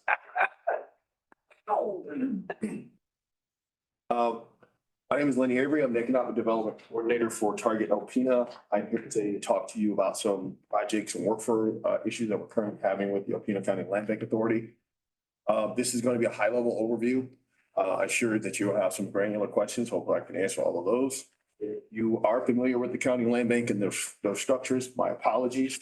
I know the room, there are people who are going to be online that is going to be having questions, as well as some of our commissioners who may not understand how the groups of the county land bank might be. With that, let's begin. So our agenda today is to talk about what is a land bank. Next slide for me. 5 primary goals of a land bank. What is a land bank in Alpena? Establishing a land bank county blight elimination fund, and summarizing that with next Q&A. Next slide, please. So a land bank is a public authority created to efficiently acquire, hold, manage, and develop tax foreclosed properties and other vacant, blighted, or obsolete or abandoned properties. It is a tool for you to utilize. Okay, this is an amazing opportunity and an amazing tool for you to utilize. What a land bank is primarily function is to take an obsolete piece of property and put it back on the tax roll. So that is, once again, putting money back into the community. So this should be a video, should be automatically playing. So it plays on mine. Let's see if you can click in there and play.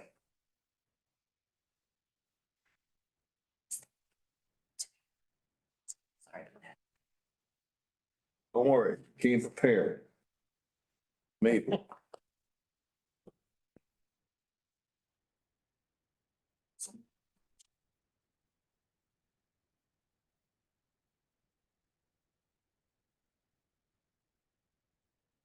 Give it 1 second here. It's about a 2-minute video. Talks about what is a land bank.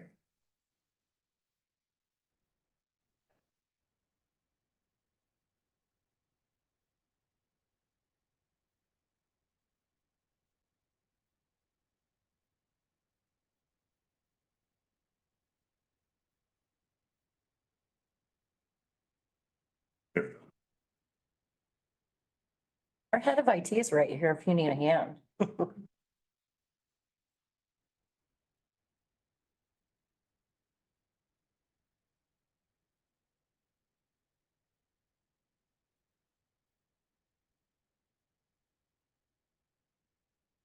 You can jump in. I don't know. How does it not play?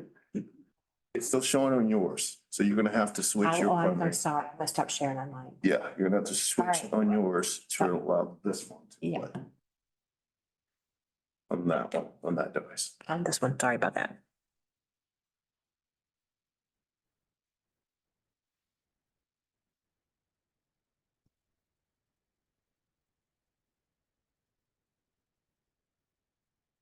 Play mine or did you get one?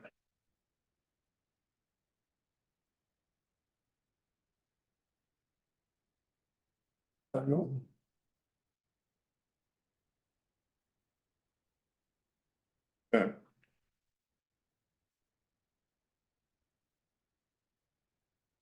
So.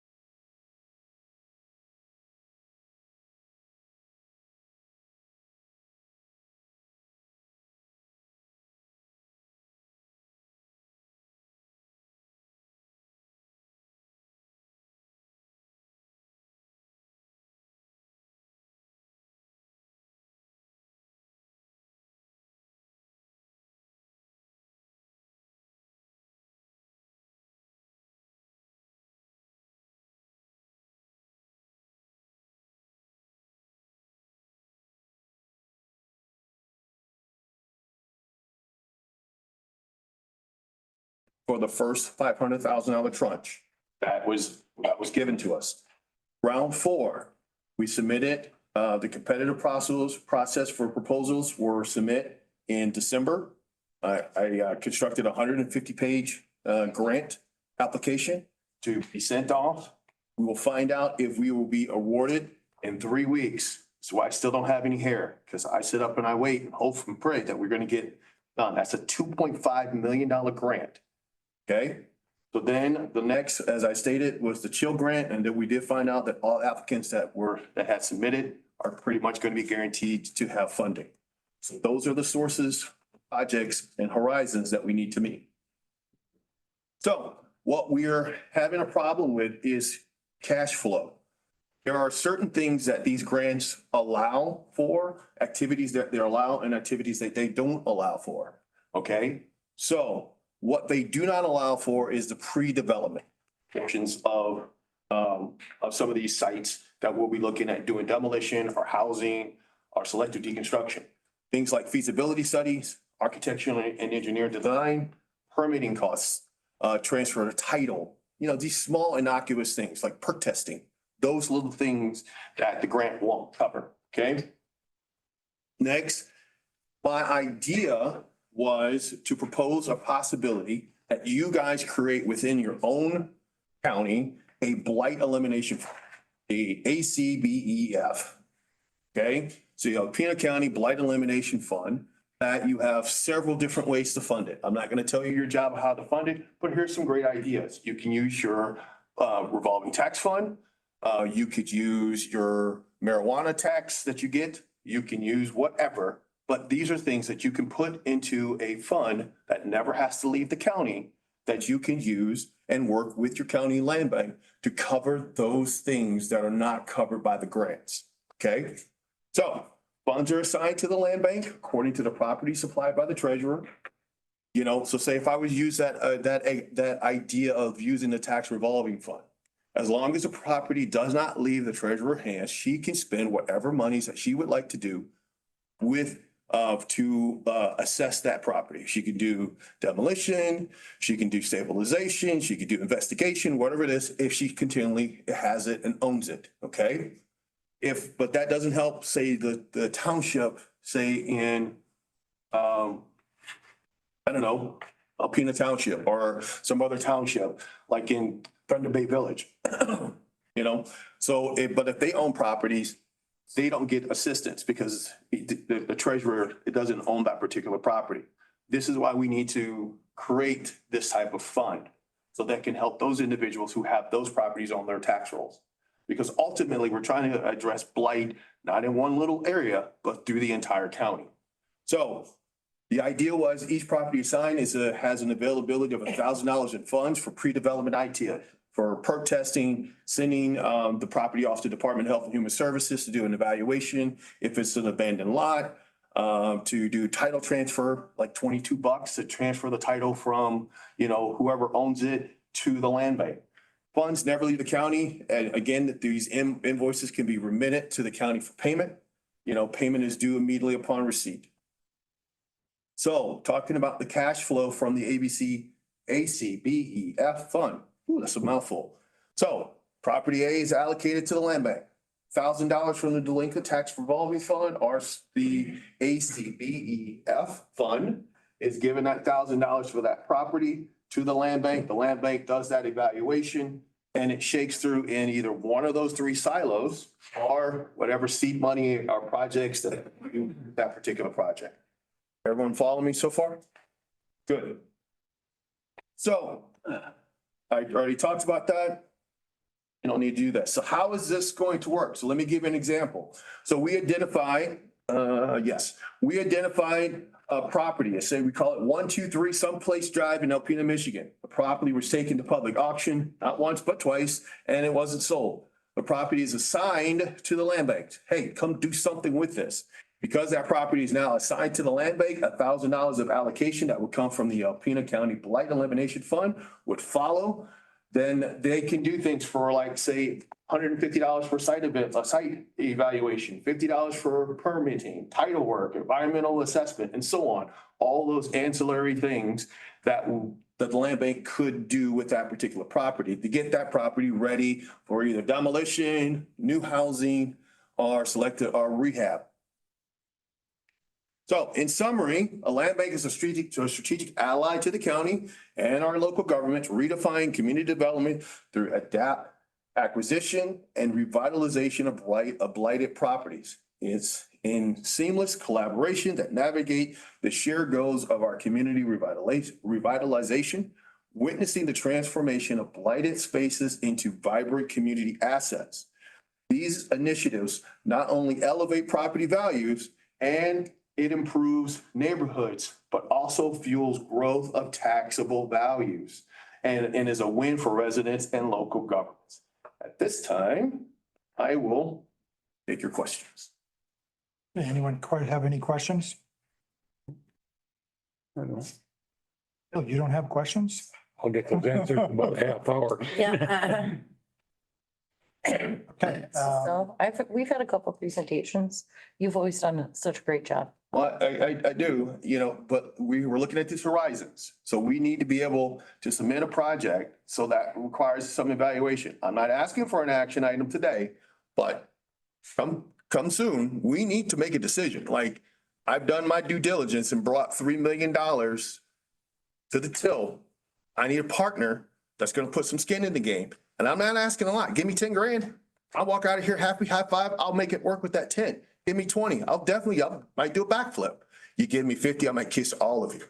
Okay? Because that's all the projects that I could do at the same exact time. Okay? But we have a window. I cannot stress this enough. Do not punt this down the road and not make a decision. If so, you will walk away from $3 million and it won't be my fault because we've done our job. So I have a question. Yes, ma'am. Why would the land bank not receive those funds directly? Why leave it sit with the county or the city? Because if it's an appropriation directly to the land bank, rather it's an appropriation from the county and another appropriation from another township and from the city, that way the land bank, who is really the one that's supposed to be doing all these things, has those funds and can move forward. I understand you need that appropriation to get started.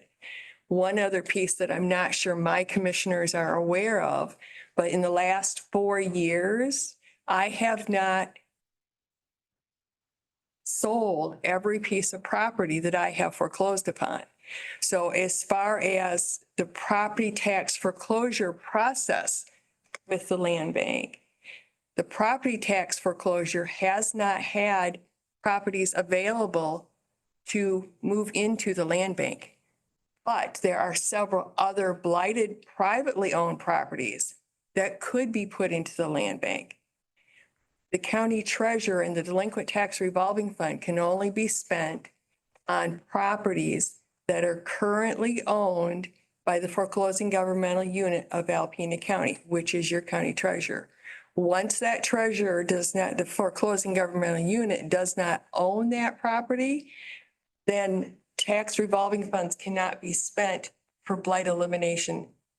But there's no reason the board, whether it's Alpena County Board, the city council, the different boards for the different townships couldn't say, hey, we want this property that is blighted, not being used, so on and so forth, to be developed.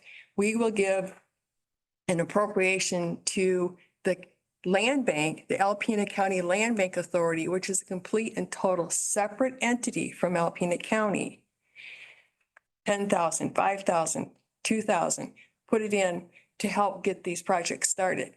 My understanding at this point is, yes, these 3 grants have been, well, the one has been applied for, or 2? All 3. All 3 have actually been applied for? Even because the one grant, I still haven't signed it. The moment you signed and started the land bank, you were guaranteed $500,000. Right, but we haven't filled. So anyways, these are in process. We haven't been definitely awarded them, but they're in process. Okay. Well, I think as probably most of us accept the bill, right? Because you've been on, and Kim, have been part of the land bank. This is an evolving learning process for us.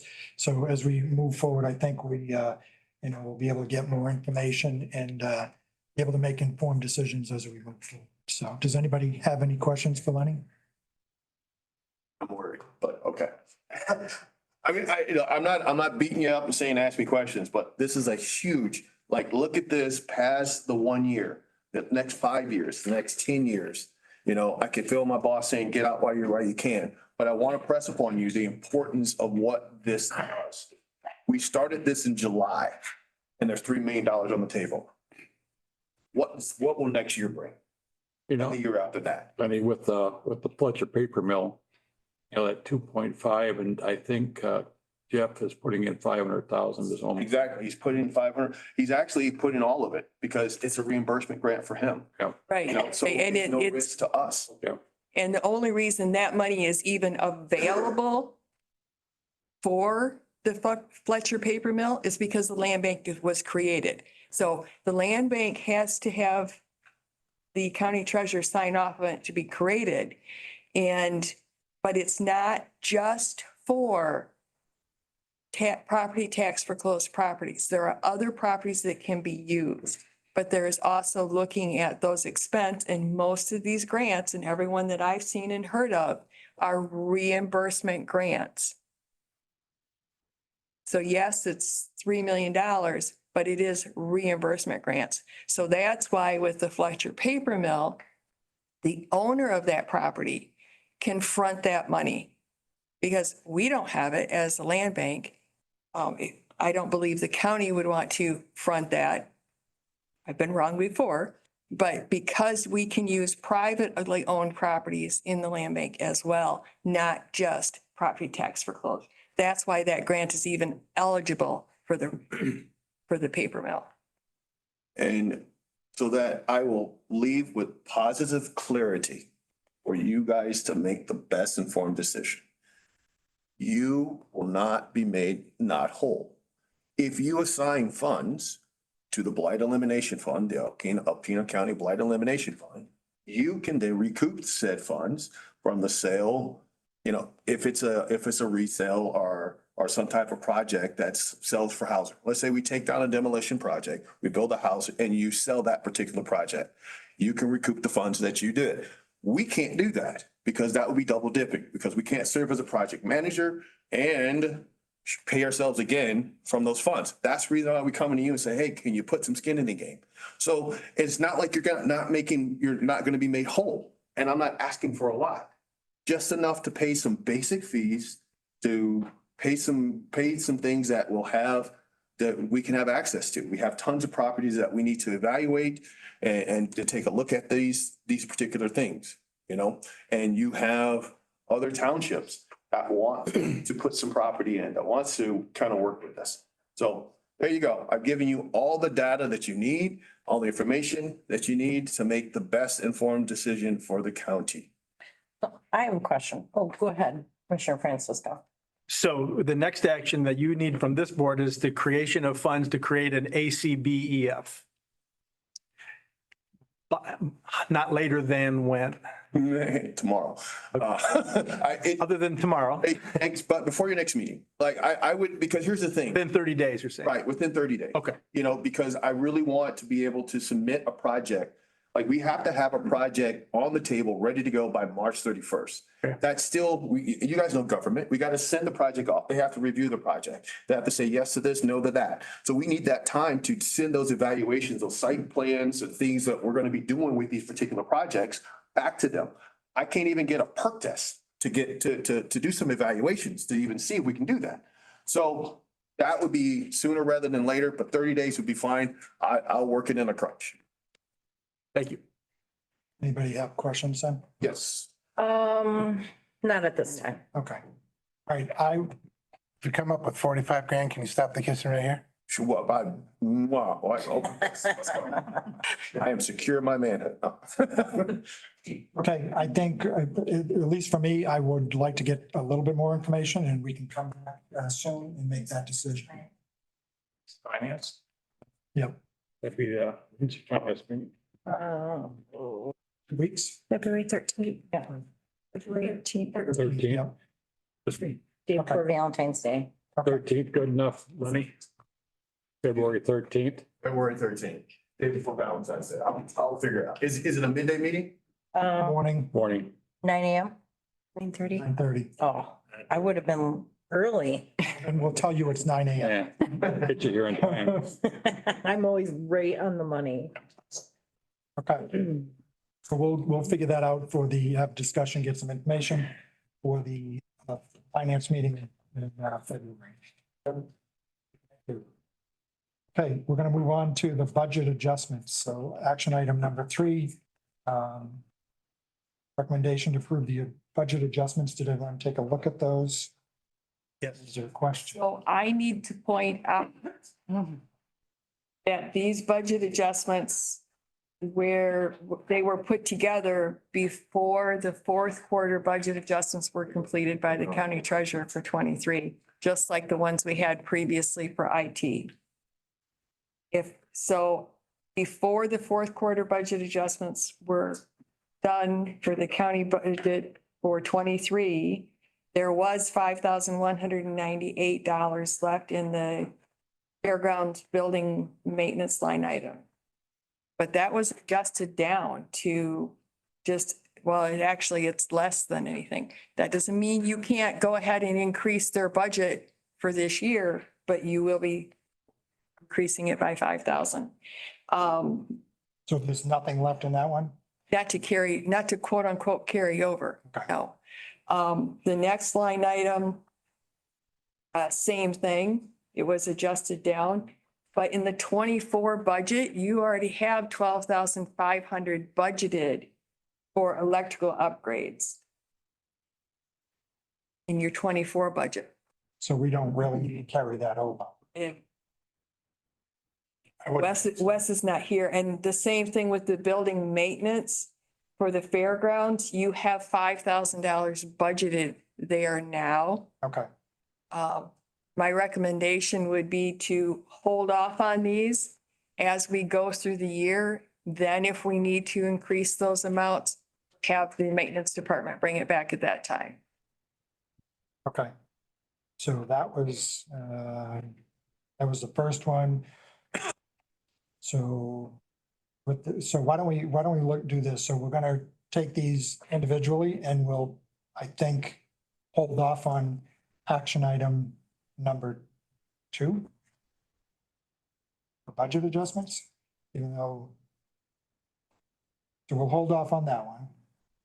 Based on the recommendation Kim just made. Is everyone good with that? Should we make a motion to not make these adjustments? Well, we can table that one or hold off. Because there is no need for a budget adjustment when both line items have money in it for 2024. So I guess we don't really need to do anything, so we won't go forward with the carryover on that. We can reassess as we go through this year. Correct, Kim? Okay, so we're just gonna remove action item 2 because there's no need for a carryover.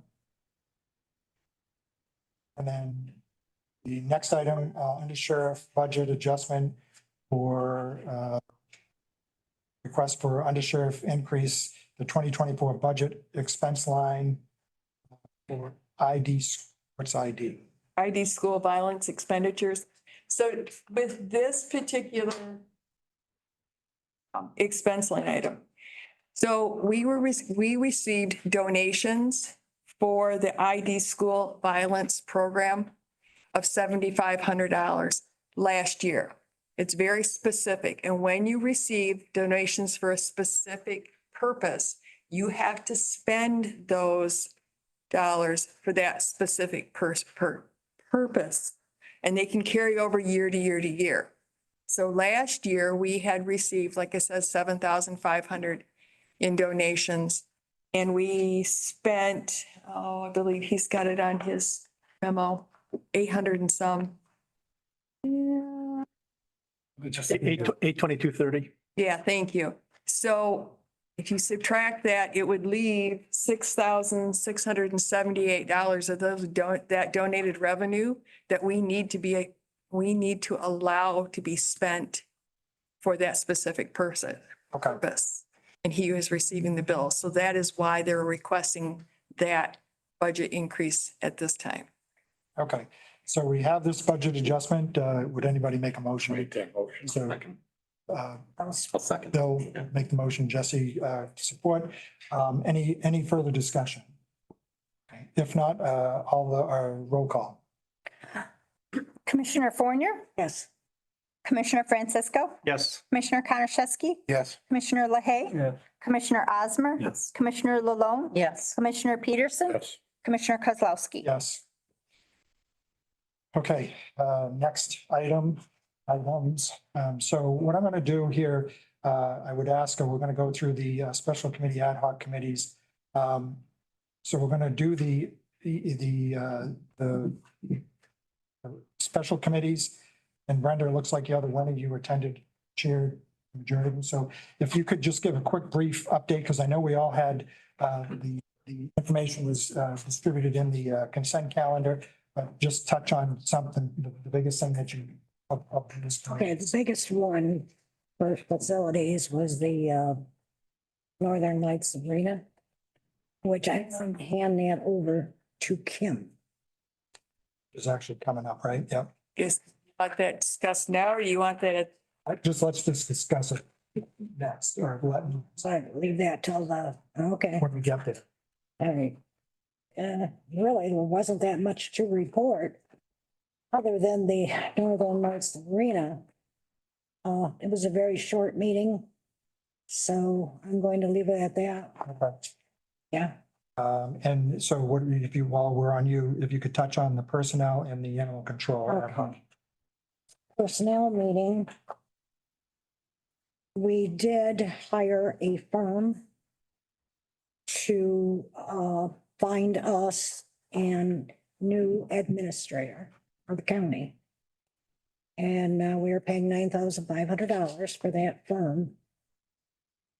And other than that, we had Under Sheriff Cole was in, talked about the sheriff's department.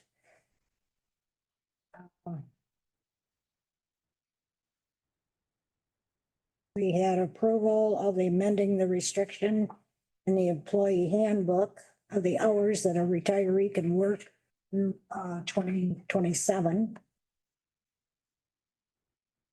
We had information on 2 vehicles. And that's really much all. Okay. I have a question regarding the contract to hire a new county administrator. Did they provide a timeline? I read through the thing, but I thought there was a timeline at the back. it was, but it talks about weeks. Yeah. So starting when? Well, Are we going out 8? Someone is, I think, I can't remember who was asking. I was talking about that, but I think, again, I will get with Jennifer next week. Okay. But we hadn't had approved. It wasn't approved until today. Okay. So moving forward. From henceforth, Yeah. it's about 8 weeks or whatever. And I would hope that it was, I thought it was like up to, was it 12 weeks in there? And I can't remember if that was the other one, but either way, I'll move forward with that. We'll move from that I next hope week. it's sooner than later. Yep. Okay. Thank you. And just the last thing is for you for animal control. Right, animal control. We did have a slight little change in animal control with the city now picking up their animals in the city instead of Alpena County doing it. And I'm going to have our sheriff give us a report. I'll make this quick. So yeah, for animal control, we've kind of have 2 things that we're working on. We're trying to get the rest of the policies, actually 3 things. Try to get the policies together. Going into 2024, you guys approved to have an office shelter manager, full-time position. That's kind of been put on hold right now. There's a nonprofit group that proposed possibly contracting with the county to take over shelter duties. So that's just in the initial discussion. At the next ad hoc meeting, they're potentially going to come with a proposed contract. So at that time, the ad hoc committee can review it and see if they want to pursue further. In the last several months, Michelle Reed had started taking stats of whose animals are coming into what the animals are coming from into the shelter. We've learned over Bless you. the last several months that about half the animals that come through the Alpena County shelter are actually from the city of Alpena. We had Polly McKinnick, I think is her last name. She's the M guard, for the state who does the licensing of shelters and basically the person who knows about animal control in the state. She actually came to one of the ad hoc committee meetings. Basically, you know, the city is their own entity. They have their own city ordinances. They should be taking care of their own animals. So we've, the ad hoc committee, made a motion to stop taking city animals. I've relayed that information to the chief, Chief Hamp, city police. Obviously, they're not equipped to immediately take that. We're kind of in the process of how will that look like, or what will that look like? The city does have a contract with the Huron Humane Society to take care of their animals, but they've always brought them to us, so what does that look like? And now the city is requesting another meeting this Friday to further discuss this change. So that's basically where we're at right now. After we have this meeting on Friday. Okay. Okay, I will ask, I know Chairman Kozlowski, they're asking you, I know you have a personal issue. I wonder if Commissioner, she's busy. I cannot make it on Friday. I I'm already sorry. talked to her. Yeah, I cannot. because If it was another, during this meeting that they want to go So- with that meeting. This will bring me to my note that I had. So I don't know. I know Commissioner Francisco was on the committee. Would you be willing to attend that meeting Friday? Am I going to be on the animal control ad hoc committee or not? Or am I just, Well, it's just so- a proxy? Because I'm off it now. Well, so originally I had put, when I went through the first round, I put you on it. And then when we had our animal control meeting, I literally was there. told you that, you know, I wasn't going to change that. And the only reason that I did change it was because of some of the committees that you had sent me. So I'd more than love to have you continue on. I will continue with the animal control ad hoc committee. So you take. do you, no, actually, Travis, are you offended by me removing you from that? No, and actually, I was just gonna say, I'm out of town Friday. Okay. I'm not opposed to partaking when I can, but I'm okay with being removed. Well, and again, I made the switch trying to juggle things. So if that works for both of you, then we'll. I'd be happy to be a fill-in or Okay. whatever you, if you will. No, I would ask if I could have, if Bert would take it as to being the chair. Okay. Because I've got a lot of committees I'm chairing and I would. yes, I can do that. Okay. Now, the thing for Friday, though, we have the landfill authority meeting Friday morning. Well, and I had emailed Rachel to ask, and because when she originally sent it to me, again, my daughter's waiting for that phone call. But my thought was I would be willing to do it if I'm here. But I have no control over whether my daughter has a baby or not. So I'll be in town Thursday if we can bump it. Well, If he she could said change she'd the already, time. because I got an email from her saying that she couldn't change it, which I didn't think that was very, I don't know. Accommodating for us. When she sent an email saying, I got a meeting scheduled for Friday and there was no. I'm around. So I would, If she could Bert change would be the able to, time. well, if Bert's available, certainly not. It's not. I'm not Friday morning. I would be available Friday after 1100. After one would be good. So Put you back. I would say, because don't all need a three of us are not available, or if my daughter doesn't Yeah. have her baby, I can go. And that's what I said in the email. So in the future, there needs to be some give and take with, we're not going to put out meetings to say, here's when our meeting is, you need to show up. So if you're willing to, if none of us are available and she's not able to accommodate us to be at the meeting, and then you can just relay the information. Even 12 noon would be all right. For me, Friday, anytime after 1100 would be fine. Thanks, Eric. Thank you, Eric. Okay, next up, Jesse. Yep, you're welcome. The only highlight I was really gonna speak about for we already discussed, I'll skip that one. You want me to go through all of mine? No, I just, you because we all were able to read the Okay. the minutes and stuff. So I just, if there's anything that jumps out, That would have been the only major. I don't want to drag this out any longer. No, I Because I didn't. know I got someone that, Oh, what you said to me. oh, Anyway. that looked like really nice summaries, mine. So what I'm gonna do is we're gonna move on to the next, the boards and commissions. I still do have two vacancies.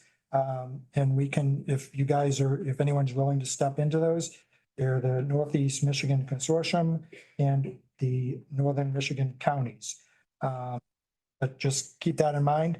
And what I would like to do in moving forward is if we can not have these, so what we'll try to do, and again, this will be Lynn and or Kim, if we can kind of consolidate these, so like the first one up is Bill and or Brenda, but consolidate them so that way when I ask, Jesse or whoever about his, he can just go bam, bam, bam, the next three, instead of bouncing around, because I think we kind of spent a lot of time and so why don't we start? Have you got are you ready to go? If you got anything to say on? The DHD forum had a meeting in Rogers City. They elected the officers and they went over their budget and everything. They had a good meeting. Their deficit it's decreased quite a bit. And they expect to have that under control sometime this year. Planning Commission? Did you have any meetings on that? Yeah, that one, all right, too. There's nothing unusual there.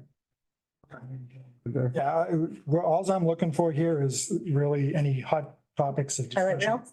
What's that? Highlight reel? Yeah. The only thing, and again, there was an email, was that the DH? Was it- Yes. At District Health Department number 4, but that can be addressed later. Okay.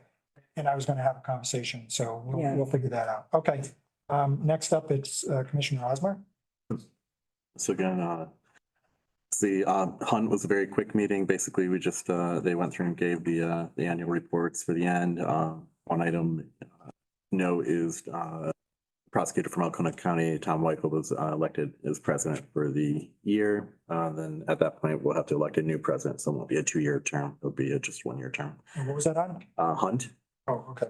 you want me to go through all of mine? Well, you skipped over your parks. I got highlighted parks.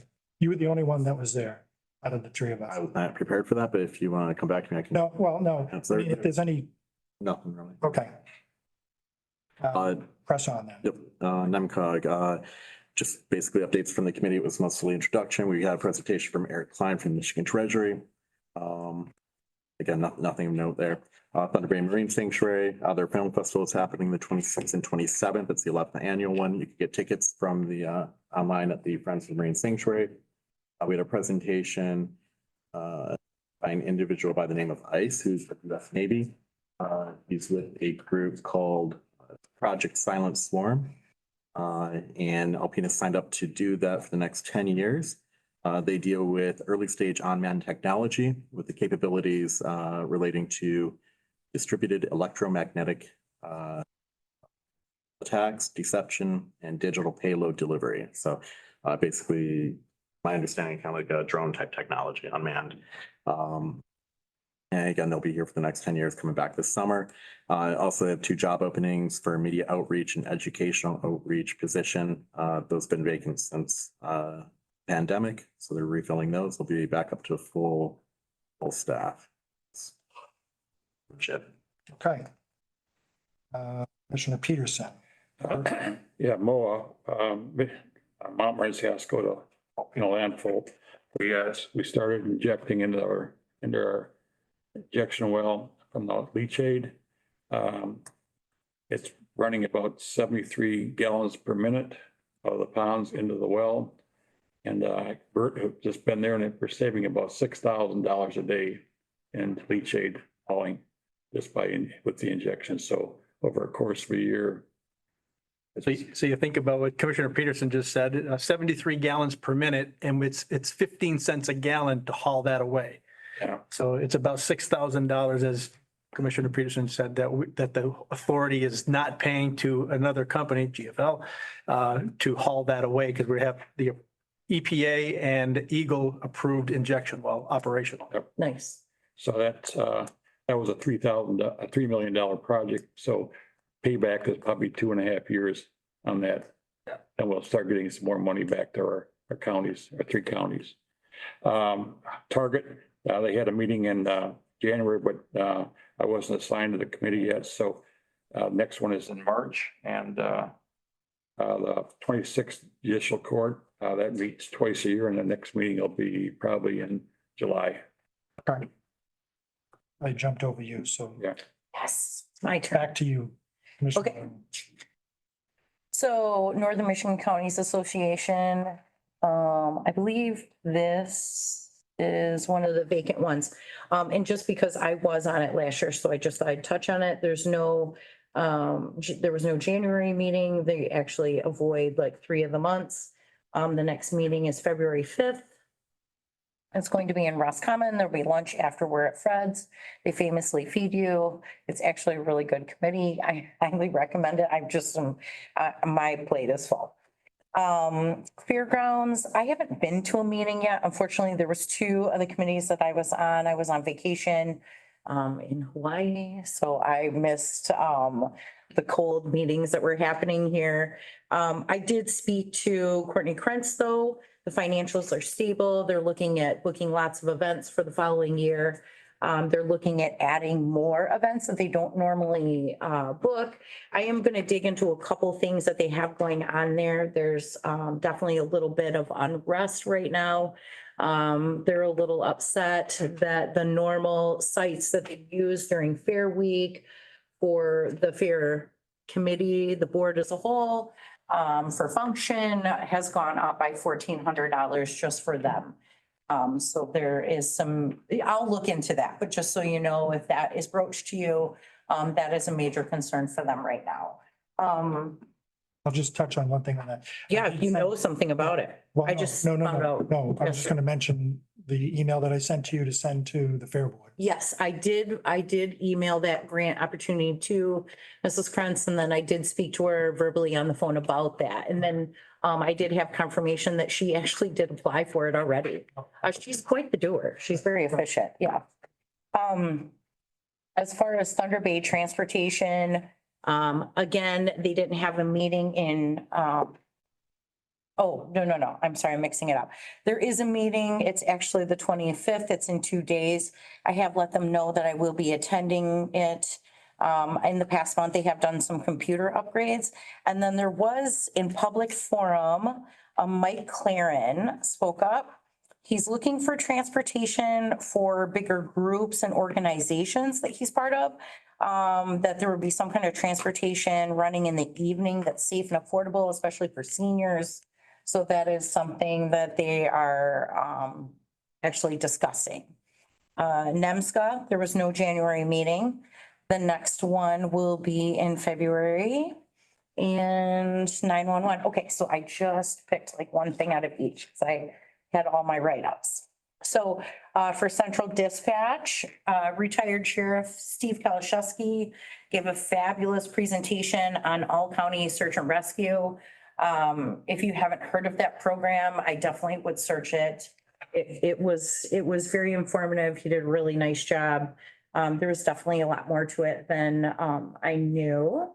For LEPC, Local Emergency Planning Committee, Emergency Management and E911 Services Director Kim Elke updated the committee that for the 2023 Hazardous Emergency Preparedness Grant, they did receive that in the amount of $2,775.73.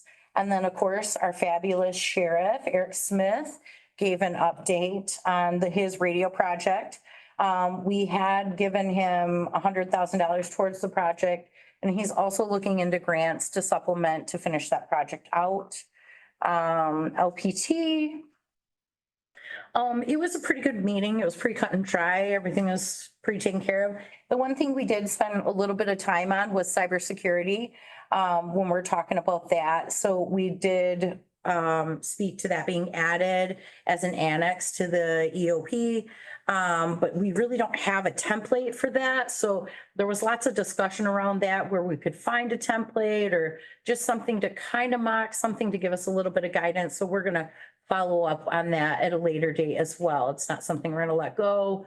Definitely just dig a little deeper and see if we can find a little assistance in getting that wrote up properly. Okay, That's all I have. that's it. That's it. I know. I'm not brief. I'll go next because mine is brief. Deer meeting, I said this last month.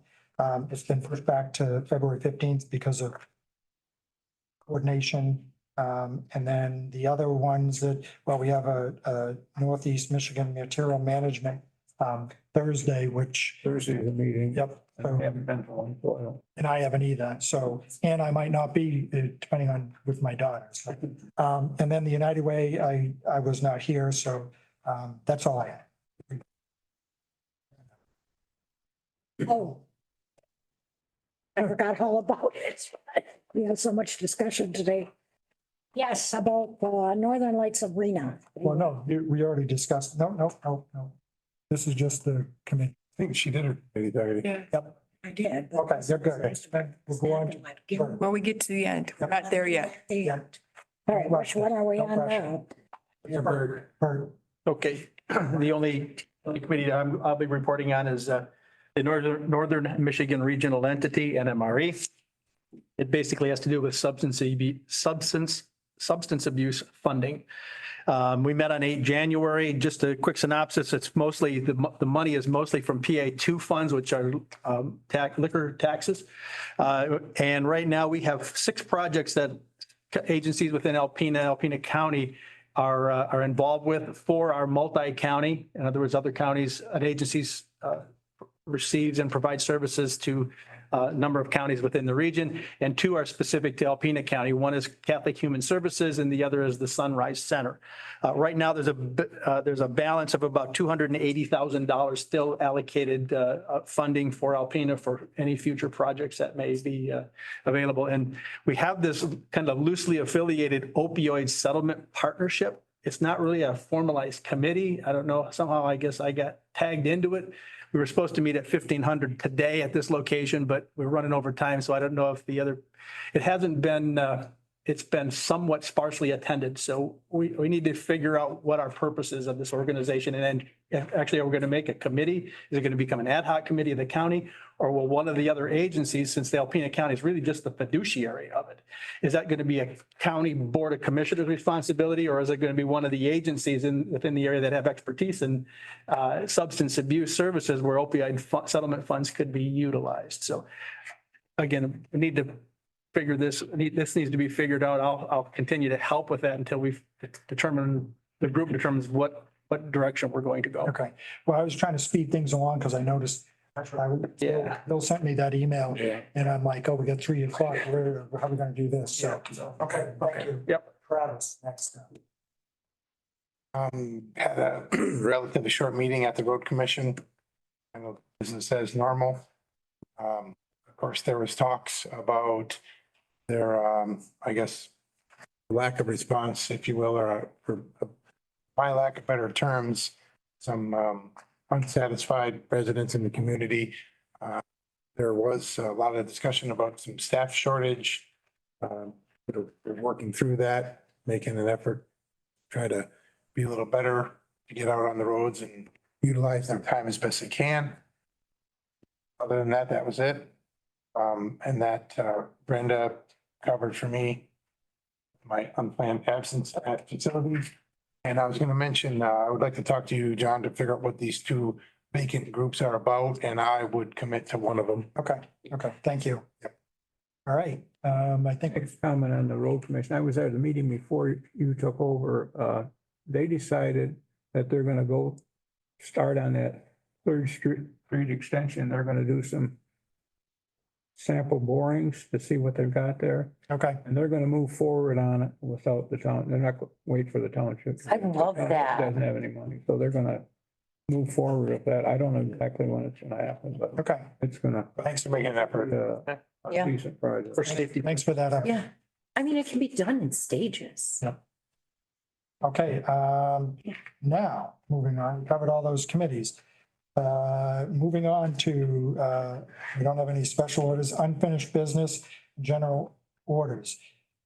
Right, you're up. Now I can do Northern Lights. No, that's you. Yes. This is you. Last Yep, night, yep. okay. Northern Lights Arena.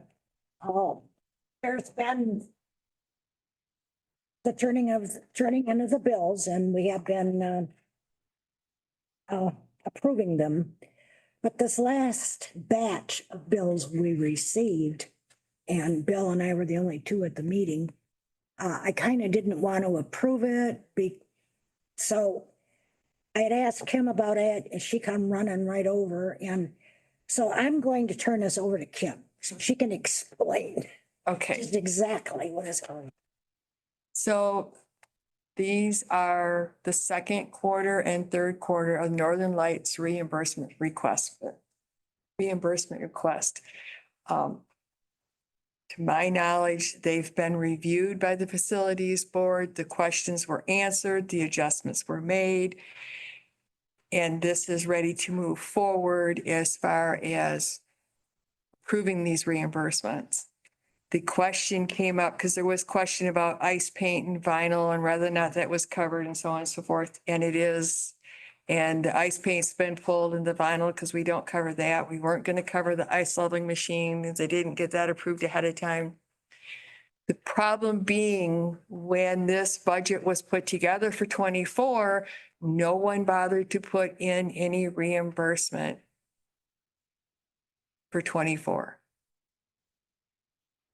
So according to your contract that you have with them, and this contract is April 21st of 21 through April 27th of 26. They'll cover the first 6,000 and then they present for reimbursement for the rest of these. Now, these are supposed to be done quarterly. There's been some disconnect back and forth.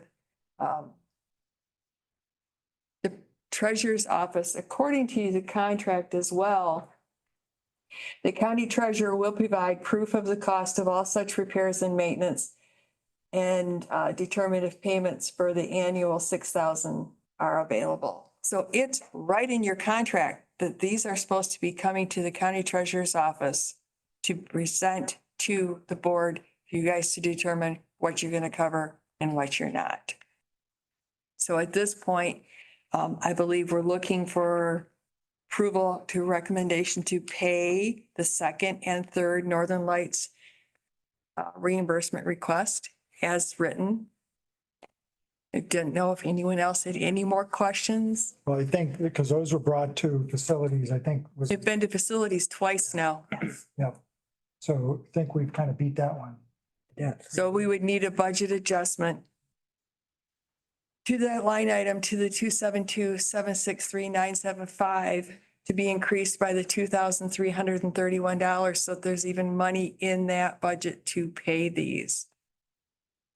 Okay, so we have a motion here, or recommendation. Action item, yeah. To do that. So if we just add in the part, we said to increase that line item. And it is on here, the line item number, and it says will be increased by the $2,300. Okay, so that action item should be good then. So I'm looking for a motion for action item number 4. For those Make that motion. verses. So we have a motion by Bill and actually motion by Bill, support by Bill. Okay, any further The discussion? bills. Just, I do it just for clarification. So I understand that 2331 is for the quarter number 2, the $2,020.73 and the $309.70. But in parentheses, it talks about 6,988 minus 14,000 for the life. Okay. What's going on with the parenthetical language there? Okay, so if you look at what was presented for reimbursement, and it is attached in the board book, they had requested $16,009.88 in reimbursement. And of that, $14,015 was for the ice leveling machine, which it was decided was not going to be decided by the facilities was not going to be reimbursed. And I gotta look. And the reason that discussion was had, because they purchased, I believe, another ice leveling or some other piece of equipment that they got through Youth and Rec, but they made the decision, Northern Lights made the decision, or Alpena Rink Management made the decision to proceed and purchase this one without consulting accounts. So Right. just to be clear, and I'm not 100% clear myself, but I believe for services rendered by a third party, they did the main rink, and while they were there, they had them do the second rink as well to kind of bring it up to par. But they did not. No, it's equipment. It's equipment that goes on the Zamboni. Oh, okay. It's, The ice machine on the back of the Zamboni, it's got a leveling system on it and they have lasers around the room, so It keeps it level at all times. when it's going across.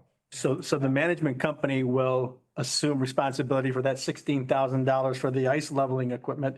And the difference, $14,15, yes, they've already paid for it. Okay, they paid for that and they also paid the $16.85 for ice paint and vinyl. They paid that. They're not going to get reimbursed is what we're saying. Correct. Okay. So, and the reason for that is because they went ahead and did it without getting approval first. Well, for the equipment. For the equipment. Yeah. And as far as for the ice paint and vinyl, that is not something that is on the approved list for reimbursement. Okay. But I think what I'm asking is that these bills that are turned in. But we'll get to that. next. Let's Yep. do this one and then the next action item is number, One at a time. yeah. So we've got a motion, support for action item number 4. We had discussion, any further discussion? If not, roll call, please. Commissioner Francisco, Yes. Commissioner LaHaye, Yes. Commissioner Osmer, Yes. Commissioner LaLonde, Yes. Commissioner Peterson, Yes. Commissioner Fournier, Yes. Commissioner Konashevsky, Yes. Commissioner Kozlowski. Yes. Okay, the next item is the recommendation to direct all reimbursement requests from Northern Lights Arena, Alpena Rink Management to the treasurer's office at the meeting. Somehow in the transition, even though the contract says they are supposed to be presented to the treasurer's office and then the treasurer's office bring it to the board to decide which ones you want to pay and which ones you don't. That got lost in the last year and a half shuffle. So it's putting this back where it was. The reimbursement requests, all the documentation will be submitted to the treasurer's office. The treasurer's office will review it, make sure everything's there, bring it to the facilities meeting. The facilities meeting will make their recommendations, which one we'll cover, which ones we're not going to cover, and then go from there. There's been a disconnect. I think this hasn't had good flow, hasn't good follow through. Stuff has been approved and it's been 6 months, 9 months later before it gets paid. So this is just putting this back where it was the first place. Okay. I'll make that motion, but I'd like to add also on a quarterly and timely manner. Well, Yes. It should be. And but it's not stated that. I'd like to add it. So my office has the time to reach out to Northern Lights Arena and go, where's your reimbursement request? We have the 4th quarter reimbursement request now. We are in the process of getting proper documentation. Some of the things they submitted were packing slips and sales orders rather than invoice payment. My office has historically always gotten all the proper documentation together, bring it to the board. We have some questions on some of the stuff that they're asked for reimbursement. That's why we go back and we get the contract, we review it, and that way we can present that to the facilities meeting with hopefully all of your questions asked right then and there. They can make the recommendation, go, and things get paid, hopefully in a more timely fashion. So I would just ask if you could make that motion to include as stated in the contract. Yeah, because it's in the contract. Right, so I would make that motion and as stated in the contract and added on a quarterly and timely manner. Okay, so we have a motion I'll support. and support. Any further discussion? I would just like to say that Jeremy did say at that last quarter, he did turn it into Mary Catherine. Apparently it got lost, it never got turned in. Okay, well, So now the treasurer has that's it. Yeah, no, it's all back. There's been a lot of moving parts and a lot of things transitioning and a lot of us. So just to kind of help settle things back down, some of the things that were inadvertently removed from the treasurer's office, if they come back to the treasurer's office, it takes them off of the different departments that already have lots to figure out. right. So I'll just say thank you for doing that. Yes. Just Thank my you. job. Thank you. You Just hold good? your mug up. Any other discussion? If not, we'll, all those in favor signify by saying aye. Aye. Opposed, same sign. Motion passed. Correspondence, any new business? No new Well, I'd business? say Jeanette is here. Who? I mean, Jennifer, I'm sorry. Jennifer. Keep going. You mean Nikki? Nikki, oh my God. This meeting is too long. Yeah. I would like to openly apologize to Nikki. Because I've been asking her a lot of questions. And to come to find out that she was correct on what she is doing. I would hope so. No, it's what the home, Yeah. yeah, right. And I was against giving loans out to people that could pay some, but they don't have to pay any. And I guess I'm from old school. If you take a loan, you're responsible for it, you should pay.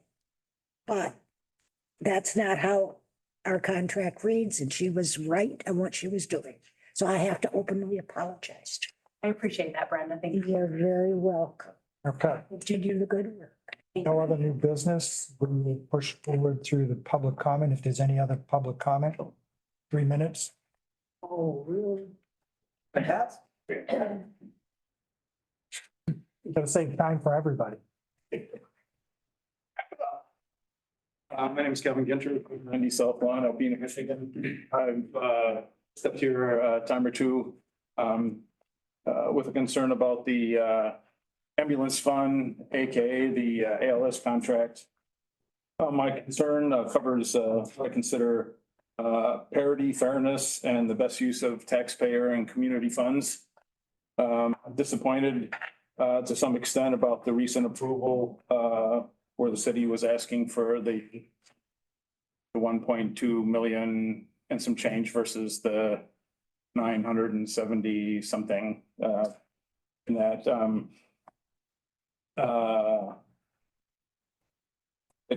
my mind's eye seems to tell me that the city can make these changes as they wish, and they're not hold to their original contract. In other words, they can keep putting in additional dollars. And other departments, fire departments, townships are struggling to fund their firefighters or fire department equipment purchases.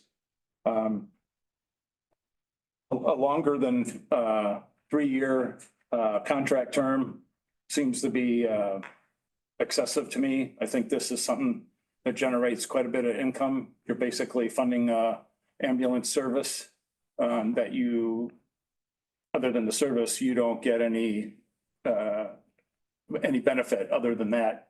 It's not like you had a business and were getting in monies to keep fostering that business. Recently, it was mentioned that the ALS service has an 11-minute response time within the county. I think it's misleading in a sense that the person that lives at Beaver Lake or far parts of Long Rapids Township, they're more looking at a 30-minute response time and then a 30-minute return to the city, which is 60 minutes, and that doesn't even include the on-scene time.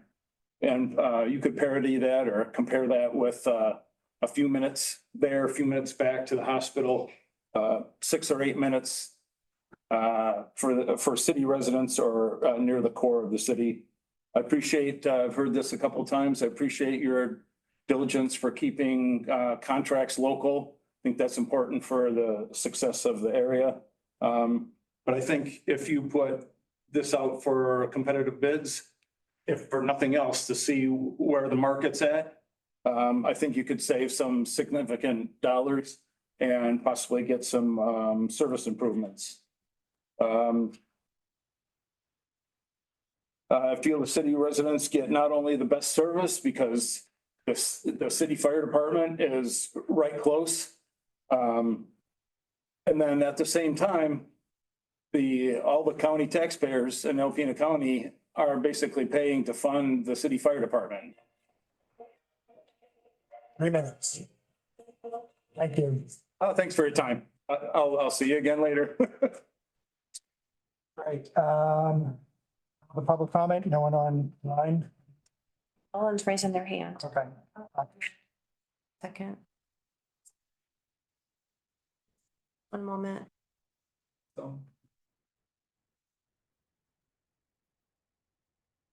Second.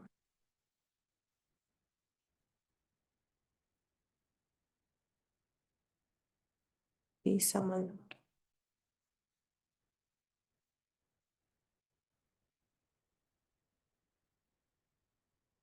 Is not. Okay. So no other public comment, look for motion to adjourn. I'll support. And support. All those in favor signify by saying aye. Aye. We're adjourned. Yep.